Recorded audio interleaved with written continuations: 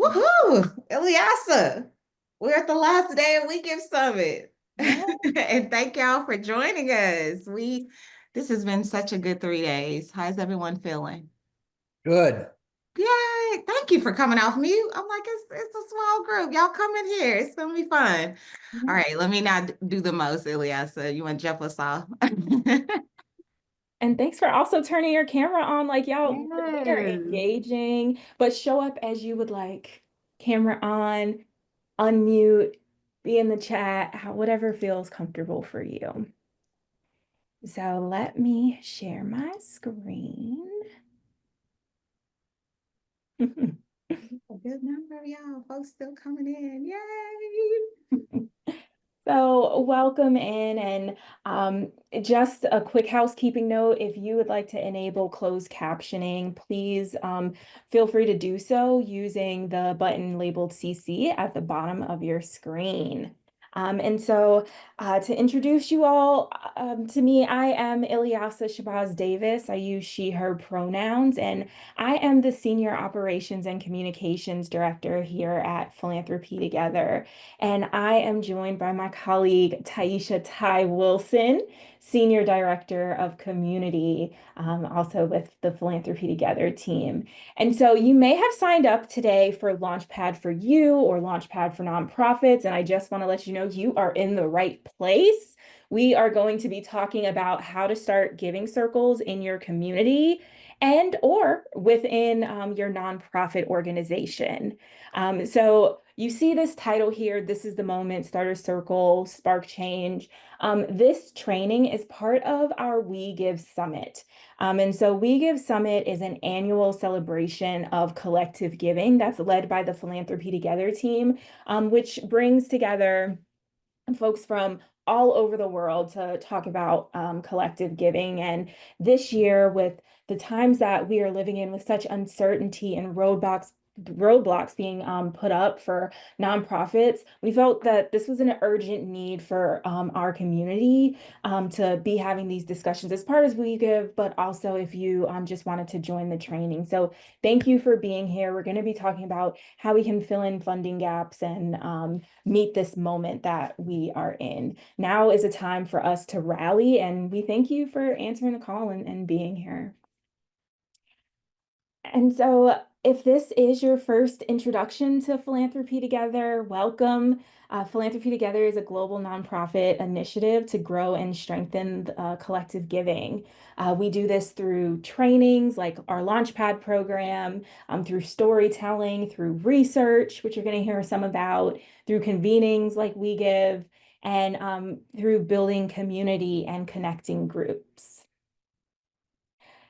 Anyone can start a giving circle, and these are just some of the faces of folks who we have trained through our program. No matter your age or your background, where you live, how much money you have, there are no hard and fast rules when it comes to collective giving.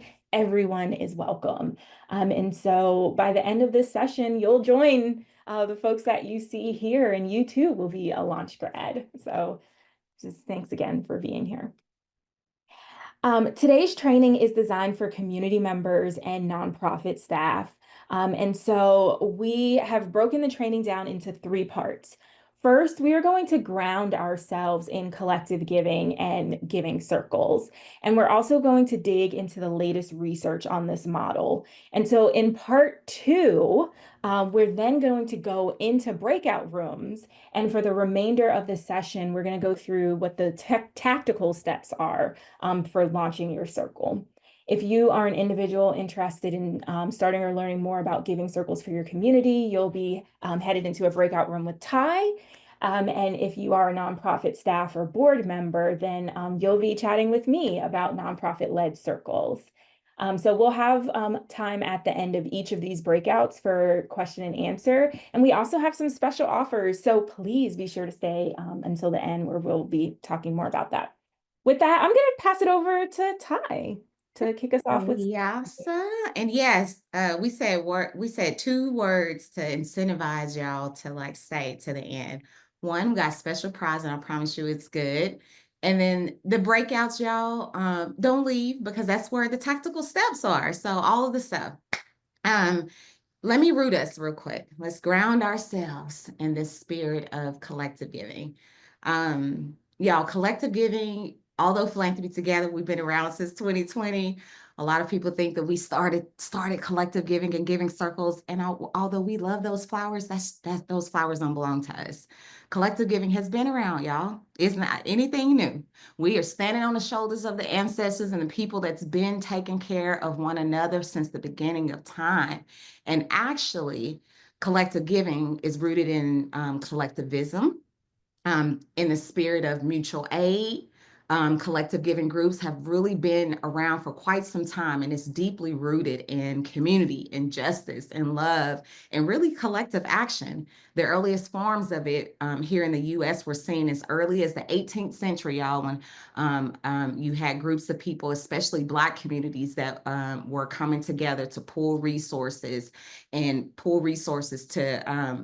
find housing and jobs and provide loans and organize, like, think about the boycotts, Montgomery boycotts, and mass distribution funds and things of that such. So all that to say, we as people, as humans, have been coming together to pool our resources to fund and to take care of one another. So I'm just super excited and want to anchor us in that spirit that we all are leaning into today. So with that anchoring being said, what is collective giving? How does this model even work? Well, collective giving, next slide, Eliasa, is really rooted in, it's very simple. This is the concept, y'all. There's four main elements that are unique to the structure of coming together. I mean, collective giving, where it is many people with shared values, we come together. Every person gives, and giving goes beyond just our monetary financial means, right? It's the giving of our talents, our time, our ties, our testimony, right? It's the five T's, what we call. And then every person collectively has a voice and agency to dictate where those resources are deployed, right? The group, the collective decides where those resources are deployed. And all of that really levels out for impact that is multiplied by the group. So we can accomplish so much more together than what we can do at the individual level. That's what collective giving is all about. Now, for the purpose of our trainings today, we are going to be focusing on one expression of collective giving, specifically giving circles. And I like this slide because it really shows you all of the other terms that fall up under the umbrella of collective giving. So y'all probably have seen it. Collaborative funds. I'm in Dallas, so we have like North Texas Giving Day, right? It's a day of giving where people all give. Crowdfunding, that's collective giving. Many people come together. Political giving circles. Have you ever heard of Giving Tuesday? Giving Tuesday campaigns, any of that, women's funds, all of it is still in a spirit. I see a lot of head nods. Yes, all of this is in a spirit of collective giving. But for our training today, y'all, we're focusing on giving circles, which is just one expression of that. Does that make sense? All right, cool. So giving circles.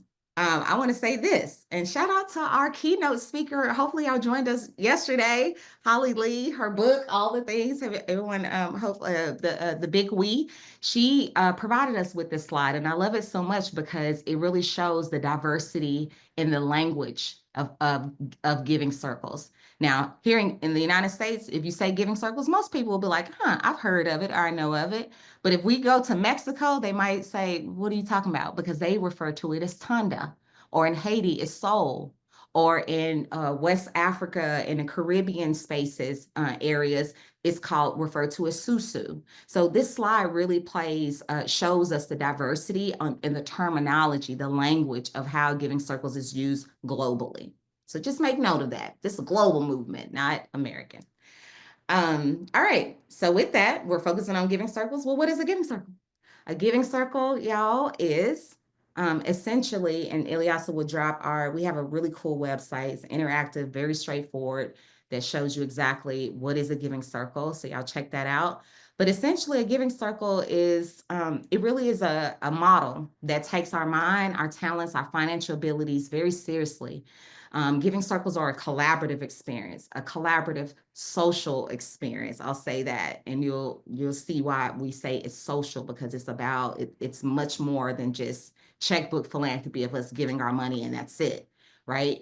The spirit of giving circles is really rooted in us trying to activate people to be more caring, right? To be more generous and to really amplify the diversity of our community, to come together, to be more intentional, thoughtful, and strategic with how we give and who we give to and who we support. That being said, we actually, as Ilyasa said, we're going to break out today a little later into groups, right? We're still in our grounding phase of part one, but there's going to be two ways today in how we're going to guide this training. One is a traditional giving circle, which is, I'm a member of a giving circle, right? Traditional giving circle is groups of people come together. We all, the collective donation goes to we pull our resources together, and then the group dictates where the resources are deployed to a variety of different organizations that are in alignment with our values and our focus, right? For a nonprofit-led giving circle, if you're a staff, a board member, as Ilyasa said, all of that, AKA, we refer to these as like fundraising circles or friends of a circle, because they really lean into the more so development efforts to help a nonprofit to scale up their donations and their capacity. So the group, the giving circle within a nonprofit setting, they pull resources, and most of the time those resources stay within the organization, right, to go to their general operating funds. Okay, and so Ilyasa will talk more about that in the nonprofit-led group, but those are the two avenues that you'll be able to pick from today of which way. I'm in traditional giving circle, Ilyasa has a nonprofit-led circle. Okay, all righty, so with that, to help y'all with y'all decisions as y'all thinking about which route I'm going to go, let us ground you a little bit more into these basic building blocks of a giving circle, which is first, values. I feel like we don't talk about our values enough, but I'm going to tell you, in a giving circle, values are essential. They are core components. The first value of a giving circle is community, right? It's us building that community together. And so we want to talk to you guys about these four key values that are very unique to a giving circles. Now, to successfully launch a giving circle, you do have to identify your shared values. Remember what I said at first, it's a group of people that come together around shared values. So the collective has to identify what those values are going to be, because that's essentially will dictate who you fund, what you stand up for. It's like the DNA of your circle. Think about yourselves, right? Our own personal value dictates how we move, how we behave, how we show up, how we function as humans. It's no different in a giving circle. And so the model is built upon these values, and these values act as the connective tissue within the group.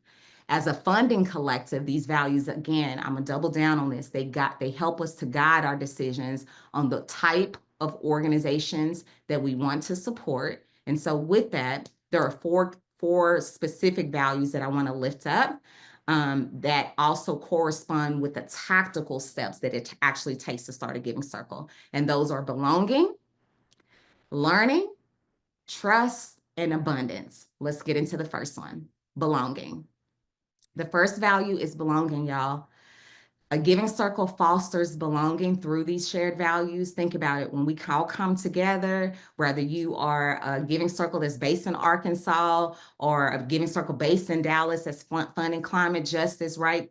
That creates a spirit of belonging, a connecting point for us, right? And not only that, when the giving circles are really rooted in that spirit of belonging, we gather quite a bit. And so that is the tactical step, a group with shared values that gathers together and build community. So belonging is a core value, and gathering is that practical step on how that value is realized. Next value. So spirit of belonging, we bring people together, we gather, and then Second value is we learn. We learn a lot in giving circles. I promise that you, if there's one thing you're going to do, you're going to learn in a giving circle. Giving circles, you're going to learn so much because we often discourse. We talk, we engage in conversations together. Now, this is a very unique value because this really highlights, in my opinion, this is where the diversity of the members, our lived experiences, our perspectives show up. We're going to learn from one another. And it's a beautiful thing. Yes, diversity is beautiful. Okay. It's a beautiful thing when we can have some conversations around the issues and engage in healthy discourse and learning together. So, learning is the core value, and discourse is the practical value and how that is realized. All right. We still going? Y'all still with me? Thumbs up. All right. Cool. The third value is trust. We got to trust each other. Now, think about this real quick. When a giving circle, when we coming together, we're pulling our money in a pot. Each member is contributing. Think about it. We're giving before we even know where those funds are about to be deployed. If that's not trust, I don't know what is. To trust the group with your resources before we even know what organizations are going to start. So that anchoring value is core to a giving circle is trust. After the giving circle gathers, we learn about the issues and potential organizations we want to fund, then we collectively decide and collectively give and pool our resources, our money, our time, our talent, before we even know what organization is going to receive that gift. So trust is the heart and a deep core value of a giving circle. And then the decision making and agency to the group is the practical way in how that value is realized, right? And then the last piece, y'all, is abundance. I told you earlier that giving circles is a collaborative social experience, meaning we don't just give our money to the people and run out of there. This is not checkbook philanthropy, folks. This is truly figuring out abundance. That's the last piece of this work is giving circles engaged beyond the gift for an amplified impact. We ask the question, what else? What else can we do? What else? How else can we show up for this organization, for this community issue? The end result is then this impact that's multiplied by the power of the group, essentially more dollars, stronger community, bigger change than what we can do individually. All right. Okay, and so with that, because this model is deeply steeped in values, it really can be applied broadly, y'all. Adaptable to all types of communities, no matter where you are in the world. And that's why Philanthropy Together, we're big allies and advocates for this. There are giving circles in nonprofits. There are giving circles that started within family members. There's giving circles that are started at foundations, even corporations. Did y'all know that? We started 21, helped start 21 corporate giving circles last year, Philanthropy Together. It can work for whatever your vision is, this model is, because it's deeply rooted in values and community. Now that we've covered these basic building blocks of what is the giving circle, y'all have checked. What are the values that build the structural components of the model? I'm actually going to pass it back over to you, Ilyasa, so you can really talk a little bit about the why and why giving circles are important and the latest research on the landscape of collective giving.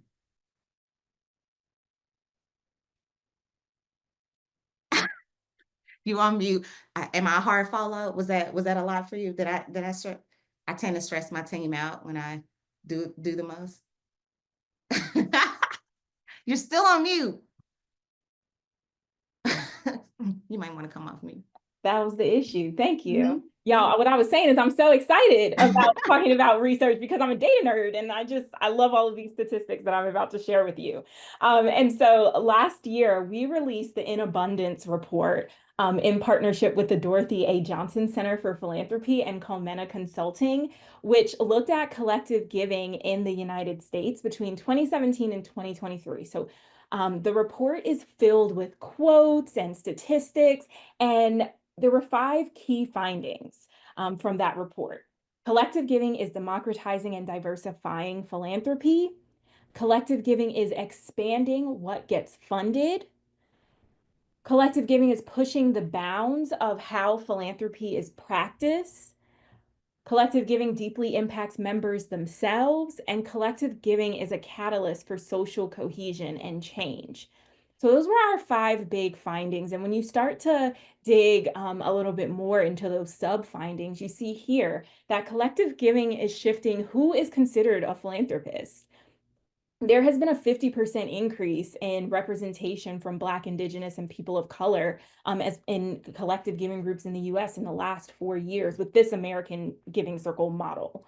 And Also, research is showing that collective giving is good for your health and your wellness. The stats say here 55% of members said that they were positively that they've um, had a positive impact on their ability to live a healthy life.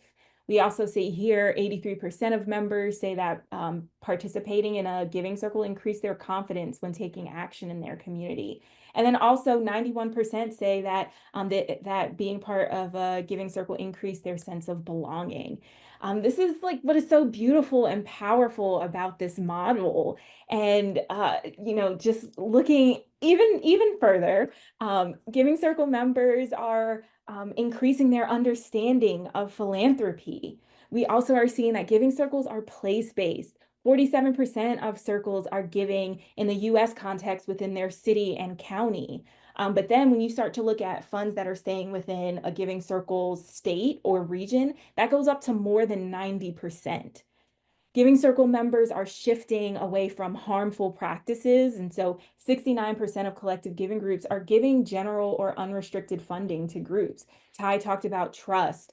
That's really what we're seeing here is that these circles are giving funds and trusting leaders to make the decisions on how to allocate what the gift they've received. Giving Circle members are also organized with 69% soliciting additional donations outside of what members are giving. We're also building community with 94% of members saying that they did not feel alone in the United States after joining a Giving Circle. And last but not least, Giving Circle members are active. 60% say that they increased how much they volunteer and how much they advocate for issues that matter to them after they joined a Giving Circle. And while it's not all about the money, we cannot overlook the power of the dollars of what has been given away within this movement. What has happened in the 6 years that we see is that there have been that there were nearly 4,000 collective giving groups that had mobilized 370,000 people to give away $3.1 billion. Like just amazing. And this research was just a snapshot of 6 years. Right. But when you compare it to the previous research that was done, that research looked at a span of 20 years. And so what we're seeing is that the amount being given nearly tripled in half of the amount of time from that last study. And this is further evidenced with us seeing that 61% of participants joined a collective giving group since 2016. So just lots of opportunity for us to use this momentum and keep growing and keep getting folks involved in this movement of collective giving. So that's why it is like so incredible that we're having this training and that you'll be launching initiatives. So this is just a taste of what came out of the latest research on collective giving, and I'm dropping a link in the chat for you to kind of pin that and read more. And you see here also that there was a supplemental paper called Patterns in the Tapestry, which is a beautiful way of looking at the 7 most common types of collective giving groups that we're seeing. And there's a great resource and worksheet for you to determine how your giving circle could even take shape. So that's some of the research, and I'm passing it back to you, Ty. Yes, I love the research, and yes, I love it when you nerd out about our research. I know that's like your strong suit. Y'all, the research is inspiring, right? I'm trying to keep up with the chat. I see y'all on fire for it. I promise you, get into that research. It's something that we are super excited about. The research is inspiring, and it also really shows us the impact of our collective action, right? Starting a giving circle is also super critical and crucial because look at this slide. Okay. So now we kind of took y'all up, but we're going to take you down and we're going to take you back up again. All right. Look at this. There's huge gaps in philanthropic funding, especially for people of color, especially for women, especially for LGBTQ plus causes. These are just 3 stats of many, many, many, many, many that keep me up at night, that drive me nuts. I think it was last year, it was over almost $500 billion in charitable funding. Of that amount, only 8% went to communities of color. 8%. And when we say communities of color, y'all do know you can section it out. So it goes like 2% to Black community, 2%, right? It's just very small. 8% total for communities of color, 1.8% for causes that support women and girls. That's crazy. Less than, 0.28% goes to LGBTQ plus causes. So essentially, this model, we're so big about it and we're advocating about it, and we're so eager and so happy that you're here to join us and thinking about starting a giving circle. Because y'all, if we can activate you as philanthropists and have you to own that narrative, if we can change who gives, meaning who, y'all, if we can bring more everyday givers into here, then we can then change how we give and ultimately what gets funded. This number will increase the more amount of people like us that start to get into community in this model and give. Because at the end of the day, next slide, I want y'all to take a picture of this, own it, put it on your resume, update your LinkedIn profiles. We are philanthropists, everybody, not just Bill Gates and what's the lady name, Mackenzie Scott and all of them, right? We are philanthropists. Here at Philanthropy Together, we believe that, y'all. Again, if we can change who gives, starting with everyday givers like you and I, we can change how we give and ultimately what gets funded. And we can do something about those silly numbers that we just saw. And you being here today with an eager heart to take this first big step to even start to embrace the model of starting a giving circle is proof of that. And so with that, let's get into these. I want to ask this question. This is a framing question. Let's get loud in this chat. Understanding and knowing your why you want to start a giving circle is very crucial as we're about to go to breakouts and now get into the tactical steps. The why you want to start a giving circle is super important, right? Because I promise you at the end of the day, it's going to anchor you and it can help you right now to dictate which route you want to go in terms of the training. So to think about it, why you're starting this giving circle. You starting it for your organization, you starting it for yourself and the community that you live in. That can kind of help you to then decide you want to go the traditional route of starting giving circle or nonprofit led giving circle. For us, and while y'all decide on that, Ilyasa, let's pull this next slide and we're gonna wrap this up before we get into it. For us, our why here at Philanthropy Together and all of our partners and movement builders, it's rooted in this. This is our why. Our why is because at the end of the day, we want to support grassroots organizations, those local community-based organizations that need our support, that's providing those essential fundings, that's being attacked right now, that they need our help. We want to build community. We want to challenge the status quo. We want to act as a first funder. We want to create systemic change and shift the power dynamics with how resources are allocated. Woo, that gets me fired up. That's our why. So let's determine your why. Drop it in the chat. Let's get some chats going on. And then while y'all do that, think about your why. Drop it in the chat if you feel like sharing out. That'll be so wonderful and help Ilyasa and I on this conversation. And let's get into these tactical steps with how we can actually start these giving circles. Yes. So I see most of you have answered the poll. So just take a moment and drop your why in the chat, and we'll start transitioning into our breakouts as Ty mentioned. And I'll say, Rupa says she want to be in both rooms. You can't be in both, but you know what though, Rupa, you can circle back. We host these trainings often. So I'm just saying for all of you who have the spirit of Rupa, this doesn't have to be the last thing. It's just that we give summit, but we host these trainings. Follow us at Philanthropy Together, go to our website and you can sign up for additional training. So pick one today and then sign up for a subsequent one later. Sorry, Ilyasa. no, I mean, these are so beautiful. It is. And Gigi, most of the funding flow goes to education, institutions, schools, and churches, by the way. Yes. Well, we will transition into our breakouts. If for any reason you're unable to respond to the poll, you can come off mute and let us know which room you'd like to join, or you can drop it in the chat. But we're gonna be going into our breakouts. Look at y'all. All right, Gigi, Sarah, Nika, Sharuti. Oh, that's a pretty name. Naomi, Katie, Shelby, Eric, Rebecca, welcome again. All right, so let's get into these tactical steps, y'all. All right, I have to make sure I'm staying on time. We have about 40 minutes, so I'm just gonna warn you, okay? This training is normally 90 minutes. I have 40 minutes, okay? So I'm gonna talk kind of fast and then I'm gonna pause and check in on y'all to make sure I didn't lose nobody, lost in translation, okay? But I'm warning you that I'm gonna go fast in this training a little bit, okay? But I promise you, I'm gonna connect. I have some resources. I'm gonna share my one-on-one, a link so y'all can schedule one-on-one with me. This deck will be shared with y'all. Y'all will have time to process what you learned today after the training. Can we agree with that? I'm going fast though, okay? All right, let me share my screen real quick, and then let's get into these tactical steps with how you guys can start a traditional lunch pad. I'm sorry, a traditional giving circle. Let's start with some examples. Y'all have heard a lot before we get into the tactical pieces. Let's get inspired by some real giving circles that actually exist, starting with mine. This is me and my sisters, or founding members of Heritage Giving Fund. It's my girls.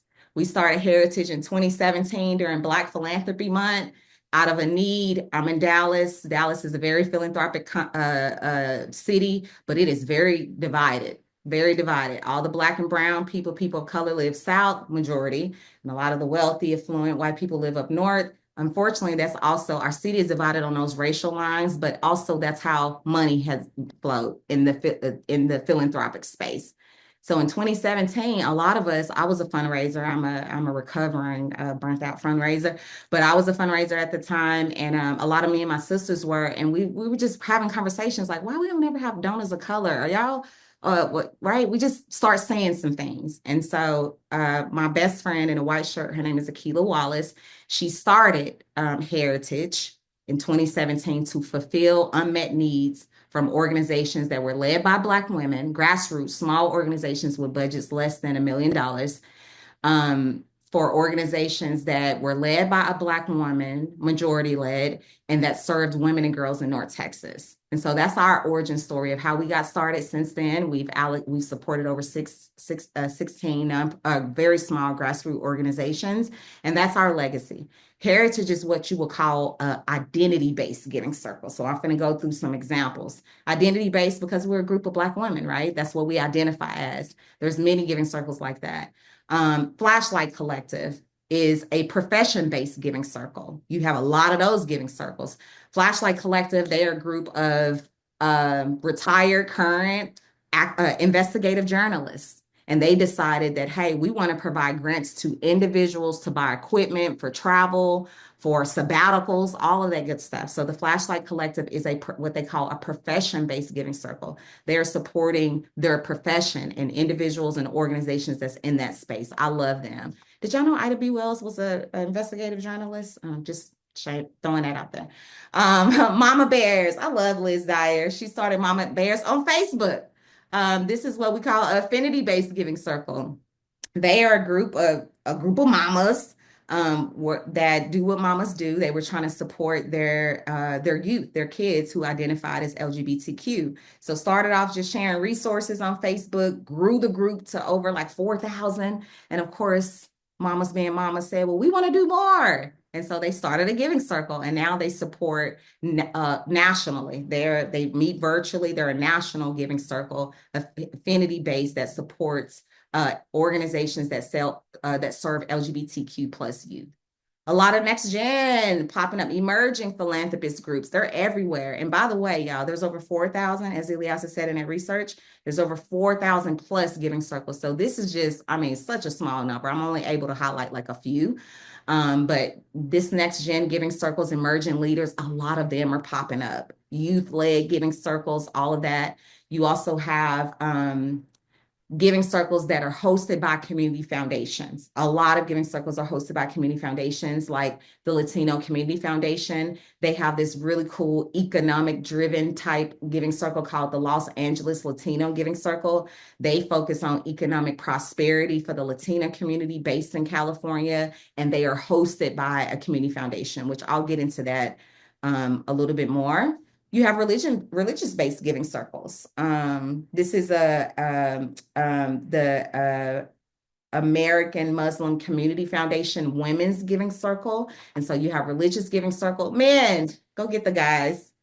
80% of giving circles are led by women. We need more guys in the movement, but they do exist. This is my brothers. They're REAP. They're based out of Phoenix. I love them. They do mentorship and really a whole bunch of things to pour into our young men that really need our help and to help them to engage more philanthropically in their community. Shout out to REAP. There's corporate giving circles, virtual giving circles, all kinds of giving circles, and all type of ways and how we can focus and frame our giving circles. However, I'm going to give you two routes of ways and how you can start your traditional giving circle. One way is that you can start a pop-up giving circle. If you want to taste something, you take a little bite to see if you like it. You don't want the whole thing. A pop-up giving circle is that. You literally can start like a one-time giving circle, y'all. So this is for those of you who are like, I want to try something right now. I need some money right now. I want to host an event to bring people together, pool resources. You can do a pop-up. It's a one-time event, usually in a 90-minute, 2-hour experiences where you go through the whole model of a giving circle, which is this. This is a framing of kind of what it can look like. A sample. This is a 75-minute agenda, but you can go all the way up to like 2 hours if you wanted to. But essentially, the group gathers in person. They identify their values. They decide on a focus area. They pull. They make a donation right then and there. They decide on the organizations to get to. Now, there's some pre-vetting and pre-work that's required, but at the end of the day, money is being moved, community, all the whole 4P steps that I went through earlier is done within a 2-hour, 75-minute to 2-hour time frame.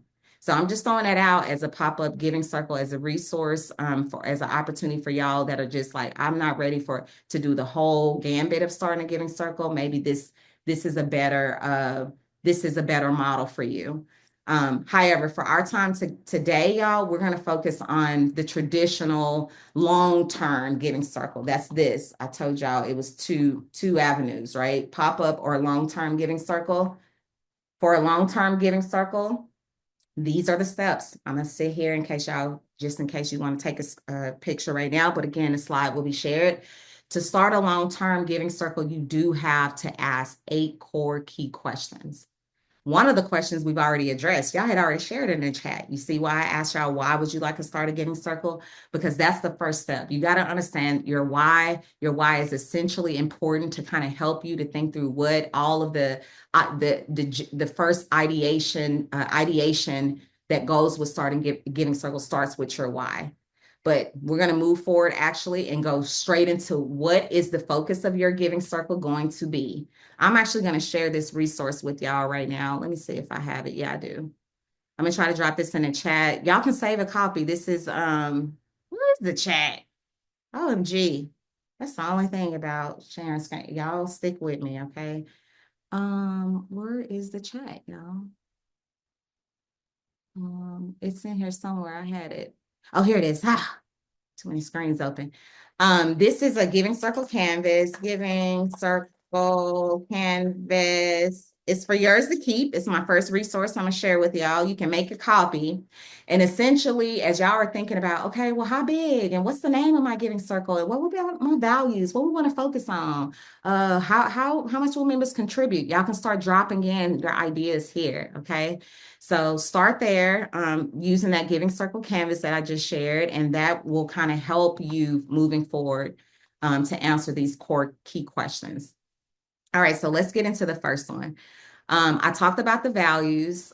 Even in that canvas, start thinking about your values. Remember, your values help you to decide what you will stand for. It's the DNA of your giving circle. So if you want to stand up for justice, equality, equity, sustainability, think about that. Determine your values, and it's a place on that canvas that I just shared for y'all to do that. But let's talk about the focus. There's so many different focuses that y'all can focus on for your giving circle. Take a look at this. These last 3 jelly beans, these last 3: issue area, membership, geographic scope. So y'all can focus on a specific issue area. One of y'all, there was in the chat like some folks that said that they wanted to focus on a specific issue area, right? So whether it's like entrepreneurship or that's an issue area or medical research for women's health, those are issue areas. Like Katie says, she want to support medical research, right? So Katie, your giving circle will be like an issue area giving circle, right? So your circle can focus on an issue that your membership cares deeply about. It can be hyper specific, it can be broad, right? The choices are endless. Or you could be a membership based focused giving circle, like Heritage, right? Or like the next gen that's focused on emerging leaders, or like the religious based giving circle, right? So you can do a membership based giving circle with no specific focus. Heritage, we don't focus on a specific thing. We find a variety of different issues, but for us, it was important that we are a membership based giving circle. Or you could be a geographic scope giving circle. You have some that are like, no, we're a giving circle of that's just based in North Texas or based in Arkansas or based in Staten Island, New York, or whatever the case is. Or y'all can intersect these. You do not have to silo yourself. You could be a giving circle that's based in Louisiana, that's you can be a Christian-based giving circle based in Louisiana that focuses on climate justice. You see that? So you can intersect the issue with the membership and a geographic scope or silo it. It's up to you. I'm just giving y'all options on what this question right here, what is the focus of your giving circle? All right, so we got the why. We're thinking about the focus. Let's answer these next two questions. How big will your circle be? How big is it going to be?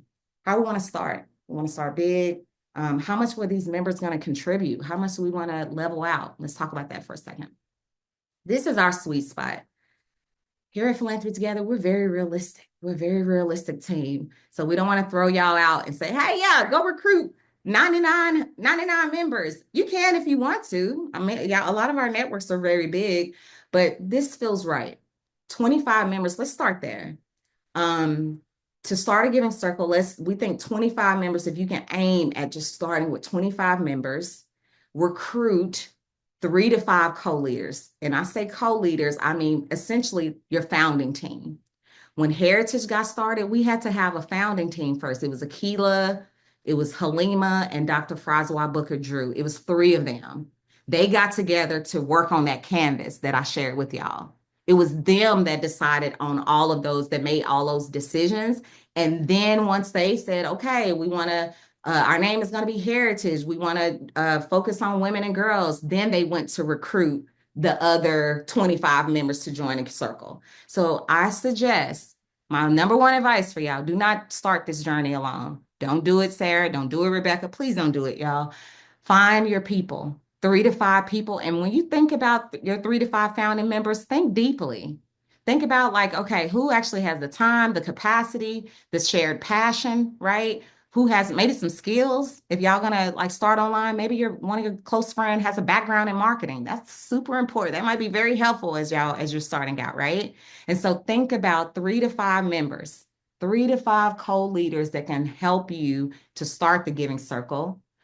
Once y'all start and fill out that canvas, use that as a resource that I shared earlier, then y'all can kind of work to build a tight-knit community.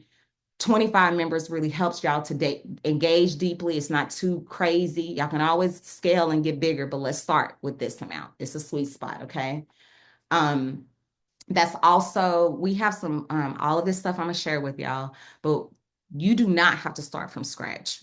Philanthropy Together, we have language, we have sample agendas, recruitment tactics, email templates. I promise you, we have a full resource library on our website that our team personally created. It's a whole toolkit that has all of this in there. So, but my suggestion with this piece, as you're thinking about, well, how am I find 25 members? There's some tactics that we can share. I'm not going to go through them today, but just know that we can get strategic about this. We'll have some recruitment messaging, but one thing I do want to share is these little circles down here. Start with who you know well.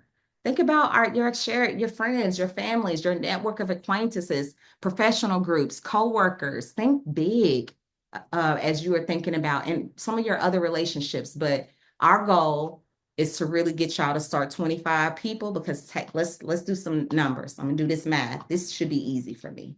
Okay. If you have 25 members that give $20 a month, you'll have a grant of like to give $6,000. This I'm starting to sow seeds on that member contribution. How much? Because how much each member gives dictates the pot, right? How much money we actually have to give out. So rather y'all, and I also want to say that y'all have to think about your members. With Heritage, we're a group of professional Black women. So we are actually in this tiara giving, this $250, $500,000. We provided options for our sisters to decide based off their capacity to give. And then every member still has one vote though. We still push equity in that. Just because you sign up to give $1,500 doesn't mean that you have more voice than a member that has 250. We're equitable. This is about us pulling together. But these are just sample ways. If you give $20 a month, your group can have $6,000 to give. What about $1 a day? That might work for a youth-led giving circle. $1 a day, that feels right. Maybe they can, include that from their allowance or something. $365 annually at 25 members will get you over 9 grand. Maybe y'all want your members to give quarterly. What about $100 per quarter? That feels right. At 25 members, y'all will have about $10,000 to give. We have groups that even give percentages of their income. There are some giving circles that are income specific, like 1% for the Planet Giving Circle. They give 1% of their income. You have groups like Heritage that have tiered giving. That's that 250, 500, 1,500 I was just talking about.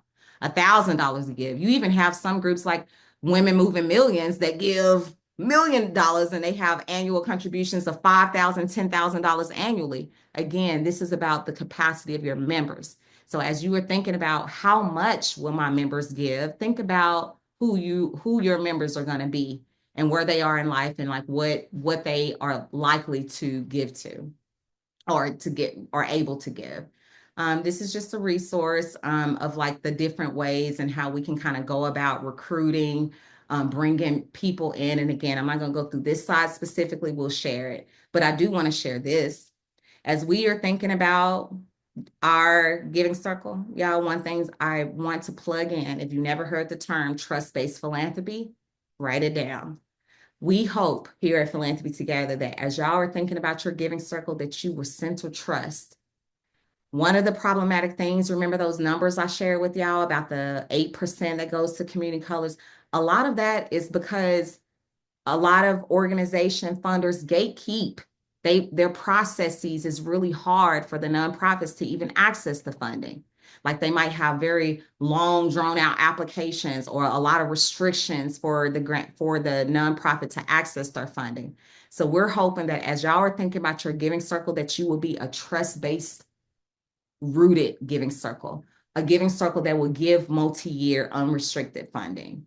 Think about it. Could your giving circle give 2 years? That way your grantee partner have 2 years of secured funding from y'all, unrestricted.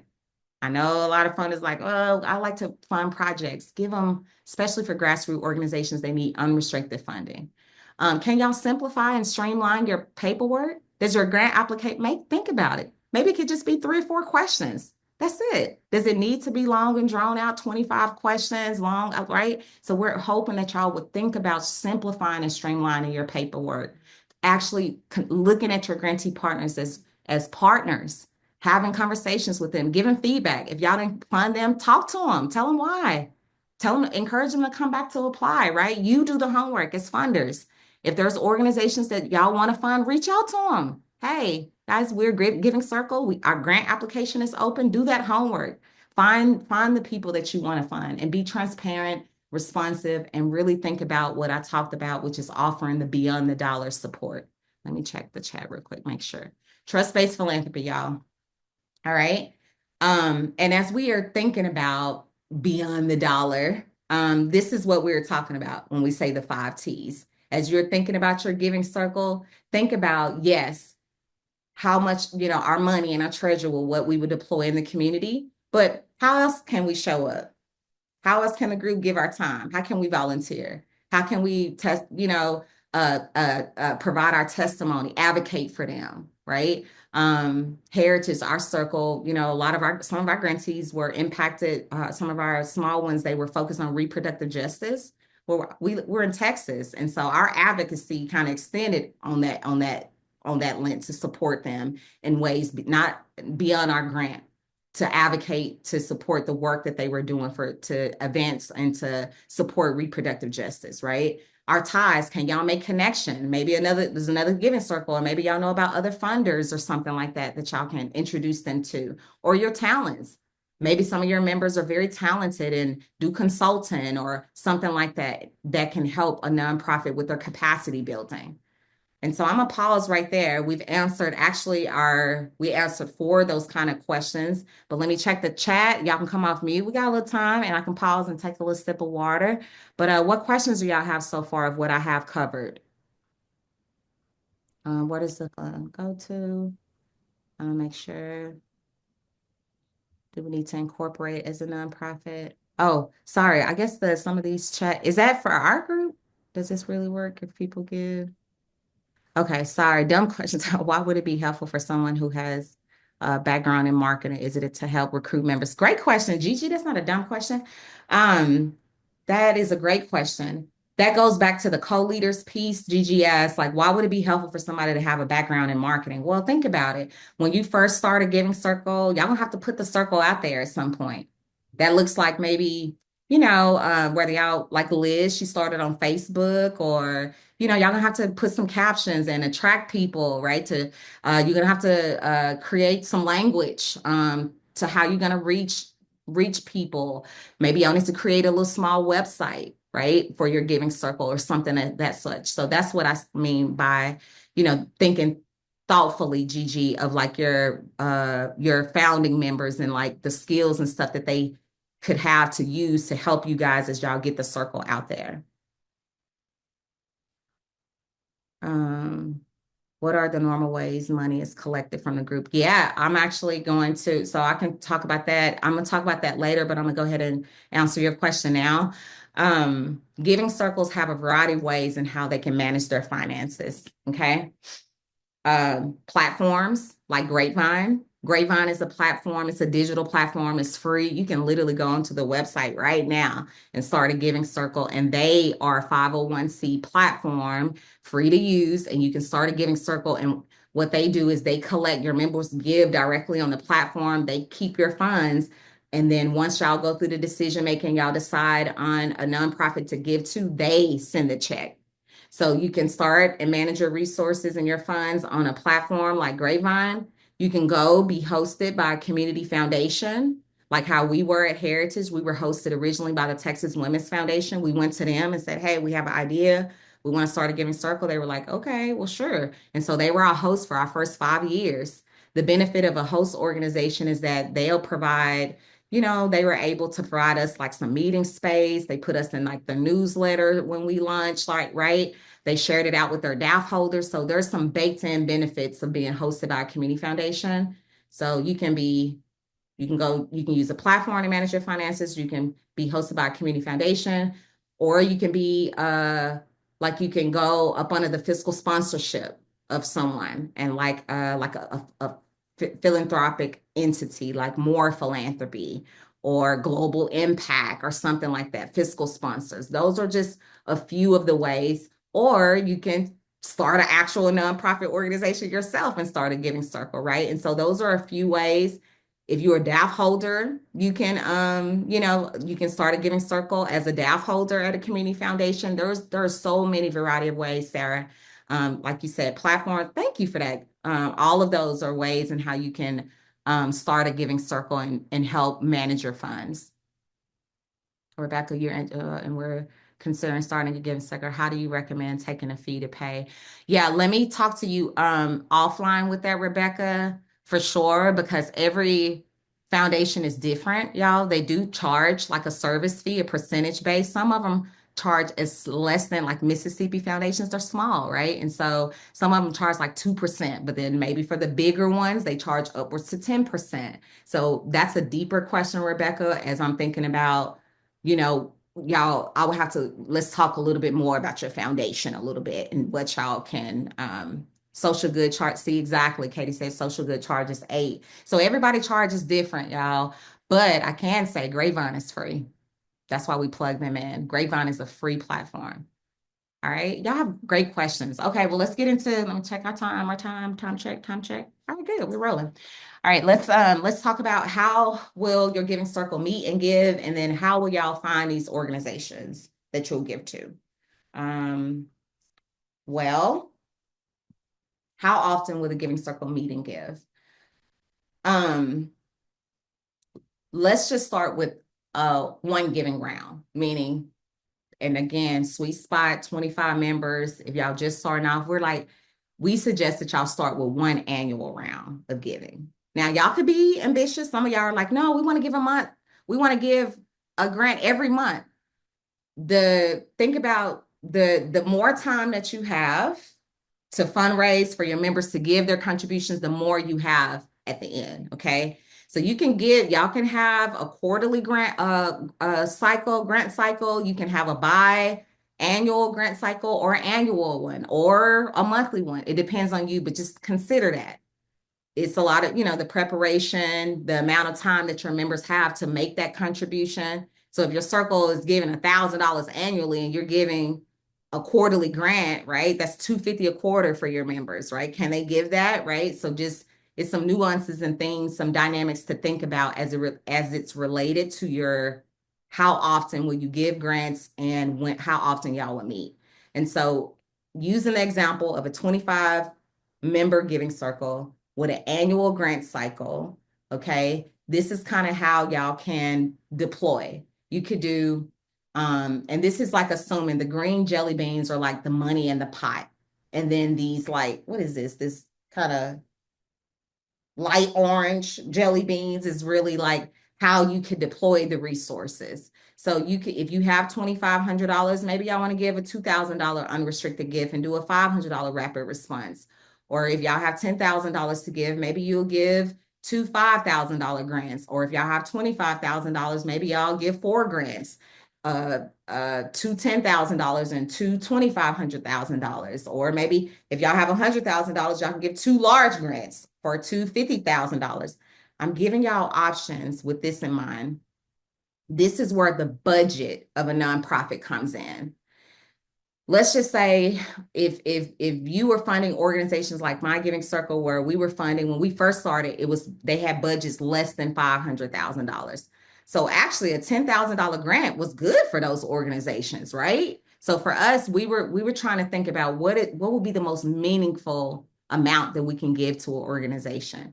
But let's just say if you're funding organizations with $2 million budgets, a $2,500 grant probably is not going to go as long a long way, right? And so I think oh Nika, great. See ya. I think it's good for y'all as y'all are thinking about how the size of your grants and things, think about the budget size and the type of organizations that you're going to support, because at the end of the day we're trying to make impact, right? And so that's something to consider as it's related to your giving cycle and how much you would give out. And again, this is just options, y'all. I can go all day about this. Ty, should the co-leaders decide? Eric, you got a question? And Shelby had to go. Okay. Well, Ty, thank you so much. Yeah, for sure. Eric, you Hi. can pop in. Hi, I just had a quick question. So I love this, all of this. So good. Thank you so much. Of course. Really excited about it. The thing that I'm finding when I started to talk to my friends and former colleagues and stuff about giving circles is people are like, "Oh yeah, I take care of that on my own. Like I have I get out my checkbook at Christmas time or end of the year and I write my checks." And there was kind of an attitude of like, I don't want to talk about because it's about money. Mm-hmm. Weird, right? And Right. they're like, I take care of that. I don't need to share my giving with other people. So I'm just wondering, like, how do you, as an obstacle that I'm finding, how do you get people to be like, I've talked about how great it is to do it together, about the shared values. But I'm just wondering if you've experienced that and you have any ideas. That's a great question, friend. People have different money stories. Money has done good, y'all, but it's also some harmful situation and experiences that people have had. In my experience, the more that we can softly talk about money and lift it up as a way and how, every amount matters in a collective space like giving circles. And so that's really that's the problem, Eric, kind of like with how philanthropy has engaged folks, because we like prioritize the big bucks and the people with a lot of dollars. And then so it makes everyday givers like us feel like, well, I only got like $100. That's not going to do anything. But it's all in how we frame that and bring them in. No, no, no, Eric, your $100 actually, when you join a giving circle, we are trying to recruit. We're really trying to bring so that we can give $100,000. So your $100 is no longer $100. It's actually at the end of if they're all members and we reach our goal, we'll have $100,000. And your $100 has a lot to do with that. It can help us to get there. And so I think this is about us acknowledging the people, their folks' capacity with where they are. That's one of the things I love about this model, because I have seen people like, oh my goodness, I just, just light up because now they are seeing they're part of a group and now they're able to support 20 organizations, and they weren't able to do that on their own. But that's the acknowledgement piece first, of just the conversation, the softness of acknowledging, asking people, well, what have you given to in the past, and how have those experiences been like, and what, right? Just talking. And I promise you, Eric, people, they will talk. Even you will hear and hear them unpack those money stories. And then that's an opportunity for you to then be like, okay, and actually listen, and then bring in this model as a way to kind of help heal that, because this is a safe collaborative space. It's allowing us to safely pull resources together and talk about community issues, talk about some of the things we want to fund. And so I can talk all day with you around that, but I think that acknowledgement piece, understanding that every person money stories are very different, and framing our conversation around the amplified impact of this model and how your contributions do matter. They really do in this context, because otherwise we wouldn't be able to give that hunt. There's no way. I'm not a millionaire yet. So I don't have that capacity to give, but with the group, we can give a significant amount. And so I appreciate you lifting that up, and I can troubleshoot, and me and you can talk offline all day about other tactics, but that's some framing. Thank you so much. That's really Of helpful. course. What is this slide? Where was I at? Y'all, collectively goes further. Exactly, Katie. Exactly. Gigi, should the co-leaders decide this or the whole group? Um, all of these decisions, all of them. Remember those 8 decisions and even the canvas that I shared with y'all? This is all your co-leaders. Because y'all think about it, 25 members, that it's how I get anxiety at the thought of like, just hold on. There might be 2 voices and you'll dilute, like it's too loud. That's why we say 3 to 5 members, y'all get together, rather at each other's houses. Y'all have an ideation session, use that canvas, brainstorm together. Y'all keep it tight. But that diversity of y'all, those 3 to 5 co-leaders will help y'all get there. And then y'all go and recruit more, because then people are more likely to join when things is more baked than it's half baked. That's nothing more than like, well, tell me your thoughts. We're like, hey, girl, I just want to join. Tell me when I'm supposed to meet, how often I have to give, what I'm getting involved with. I don't want to build it, right? And so y'all are building this with your co-leaders. Does that make sense? All right, y'all. Where was I? Oh, about meetings real quick. Meetings in a giving circle work in this way, as it's related to like how y'all will find the nonprofits that y'all give to. Most giving circles go by a nomination process. So they start with their members first. And it doubles down as an engagement opportunity. So let's just say we got $10,000 in a pot. And so now we've pulled our resources, and then now we say to our members, all right, y'all, it's time for us to go.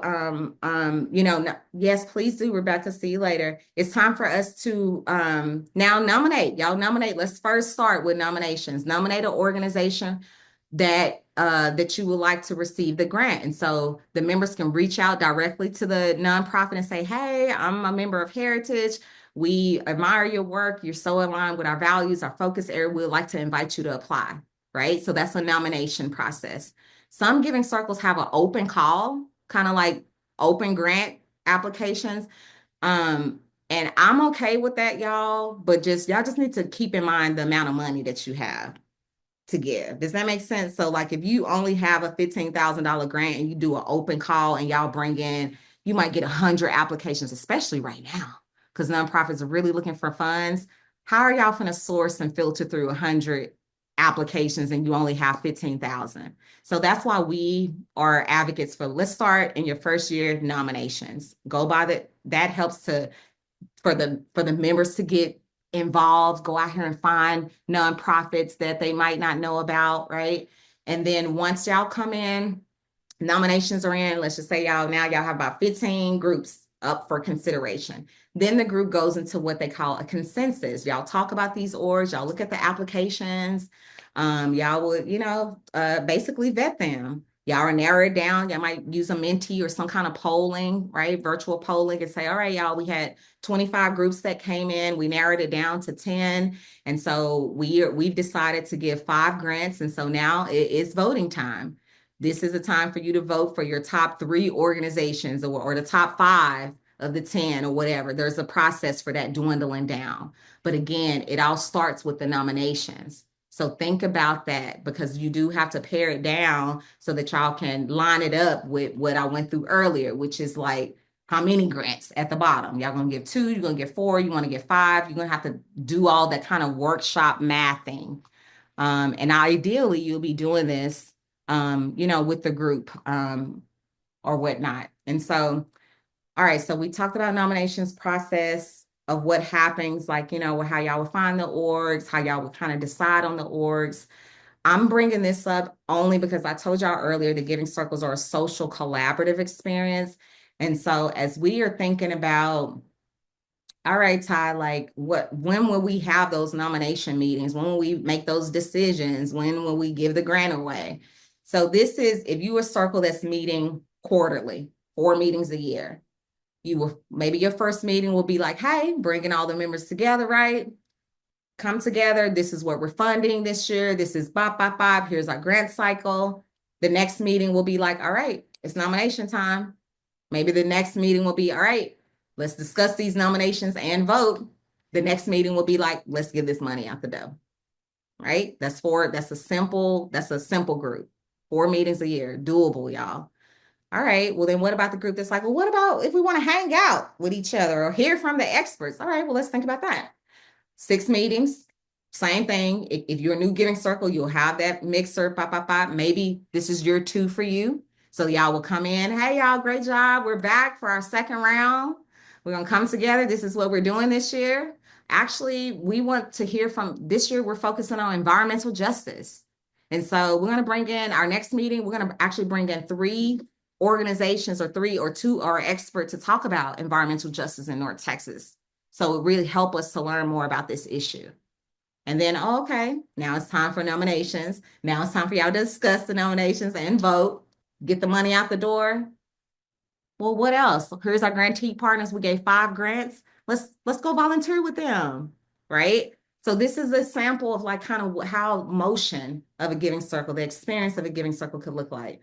Now this group, this is an actual giving circle, by the way. They are social butterflies. When they sent me this, I was like, this is, y'all meet monthly? I love to see it, but this is an actual giving circle of an existing giving circle. They met, they redefined their priorities. They assessed, debriefed from last year, talked about what they're doing this year. And then they met at wine clubs, they had a book club, they had social hangs. It was very like to keep the group together. They were a elite, kind of like not elite, but a very active retired women's group. And so they needed more opportunities to connect because they retired and they were like, no, we want to be together more. So like they they incorporated social hangs, but y'all see the flow, right? Still the same thing. Hear from the experts, nomination, discuss, money out the door, sprinkled in with wine time, food time, book club time, whatever it looks like for your circle. Y'all see that? So it's fun. We have a lot of fun in giving circles. All right, these must be, yes, you did. They were. They were. And then they came to me asking, well, what all activities should we? I am not going to build y'all social activities calendar, but I love that for y'all. Okay, we're actually on the last kind of two questions. We're on good time, and I'll have time for some Q&A. These are the last two questions, y'all. We got through it.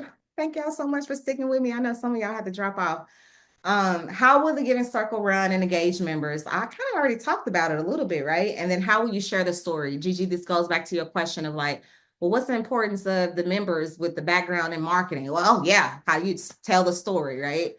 Um, how will you run and engage the members? When we say run, Giving Circles take a lot of work. I'm not even finna lie to y'all. Giving Circles, we're volunteers. I have 5 kids. I work full time, right?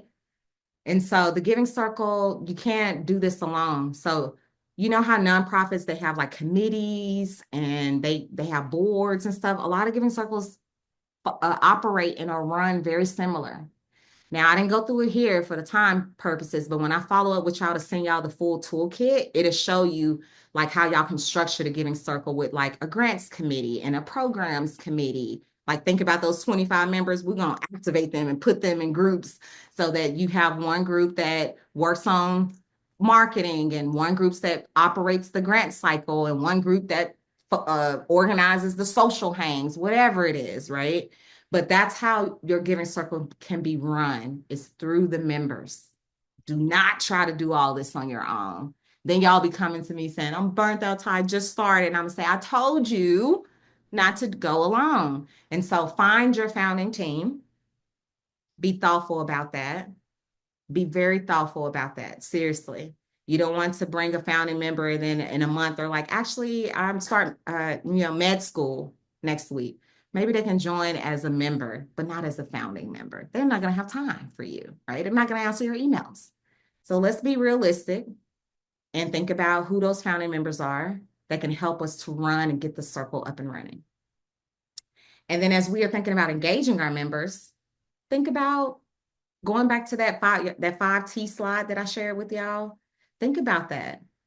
Think about the meetings, the 12 meetings, social hangs. Think about what would y'all like to do? And this is where you're thinking about your members. Eric, if you and your friends and y'all are into cycling, I'm just throwing it out. That could be an engagement opportunity of like, thinking about an opportunity where y'all can lean into some of the things that y'all actually enjoy and like to do, and also have some intentional conversations around the Giving Circle. And so as we are thinking about engagement, my best practice, y'all, is be realistic. It's 2025. All of us have competing, people are being pulled in so many different ways, but keep things simple, over communicate with folks, and provide very clear ways for them to engage, and they will. And try not to do something new. Engage in spaces and places. Like if your group, most of your members are on LinkedIn, start a LinkedIn group for the circle, right? Don't go on Slack. Why do Slack if your members are like, so you're gonna have to ask the members, all right, what's the best way we can communicate with y'all? Is it email, right? This is real, right? And so we're building community in a way. This is kind of helps y'all to kind of think through what I was talking about, the running of a Giving Circle. You can have rotating leaders, a lot of Giving Circle that are less formal. They're like, oh, they're just kind of like going with the flow. They just kind of rotate very casually, who can chime in and pop in.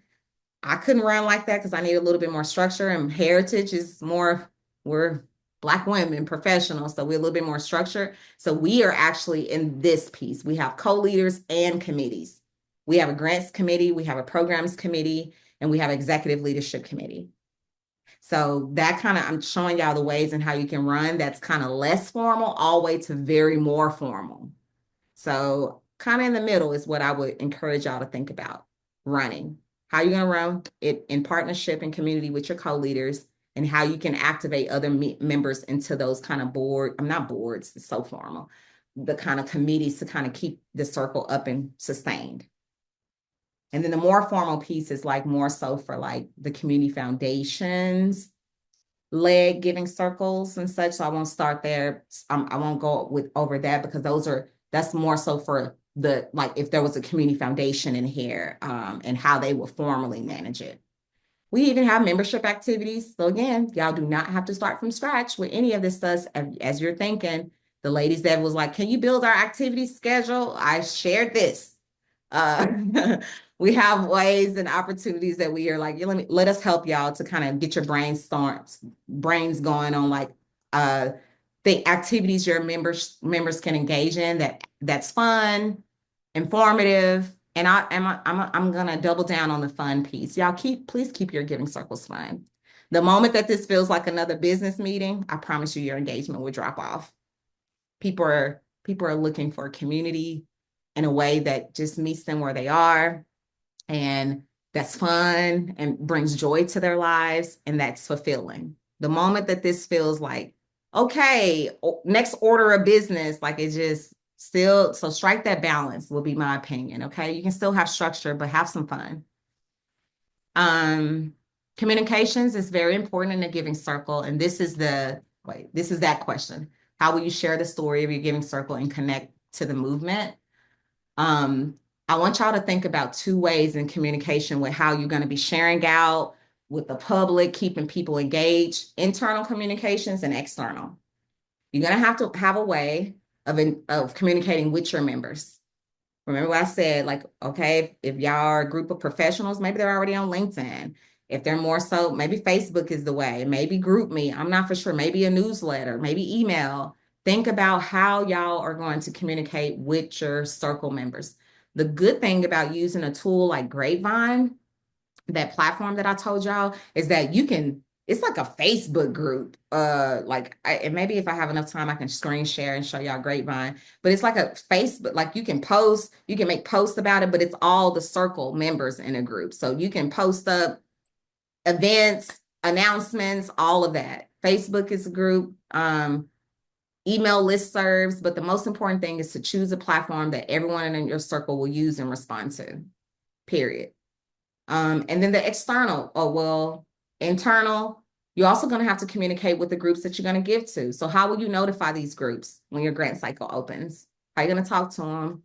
You're going to have a template, something ready to go, kind of that you can easily send out to folks.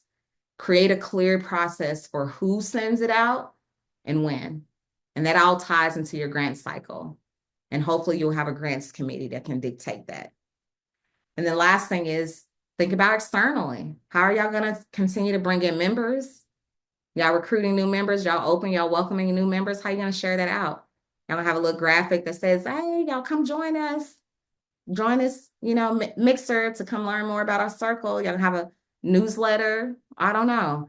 But think about those communications in those three veins, internal all the way to external, with your members, your grantee partners, and with your external audiences. And we have email templates, as I've mentioned. We have so many resources. We've been around for 5 years, y'all. So we've had some time to create some resources from y'all that really makes sense. I promise you, you do not have to start from scratch. And speaking of Grapevine, this is the platform. So y'all it's literally grapevine.org. And these are some of the, oh, thank you, Gigi. This is I know I'm talking fast, but I'm getting us through and I'm gonna be quiet because I want to hear from y'all. But Grapevine is I really like Grapevine. I like Emily. She's the CEO. They started in the same year as Philanthropy Together. They've been around. They solely exist for giving circles. I think I love that about them because they don't serve any other groups, only giving circles. And they're free to use. People are like, how are they free? They do fundraising and all of that good stuff, and they rely on donations to make the platform free for y'all. So you never have to pay to join Grapevine. The only thing with them is that you can't fund individuals or like 504 organizations. They have to be 501c because their database is connected to the IRS database. That's the only restriction. So if y'all are thinking about granting to international organizations or advocacy, political candidates, individuals, that's not the platform. Let's think about another one. But does Grapevine serve countries? I know. Naomi, actually, that we just announced it, like literally like 3 weeks ago. They do through a partnership with Global Giving. Grapevine now serves only the UK. So they're trying to expand the groups that y'all are able to give to, but UK was the first. So girl, you were right on time. So if you want to use Grapevine. All right, y'all. We made it. Round of applause. We made it.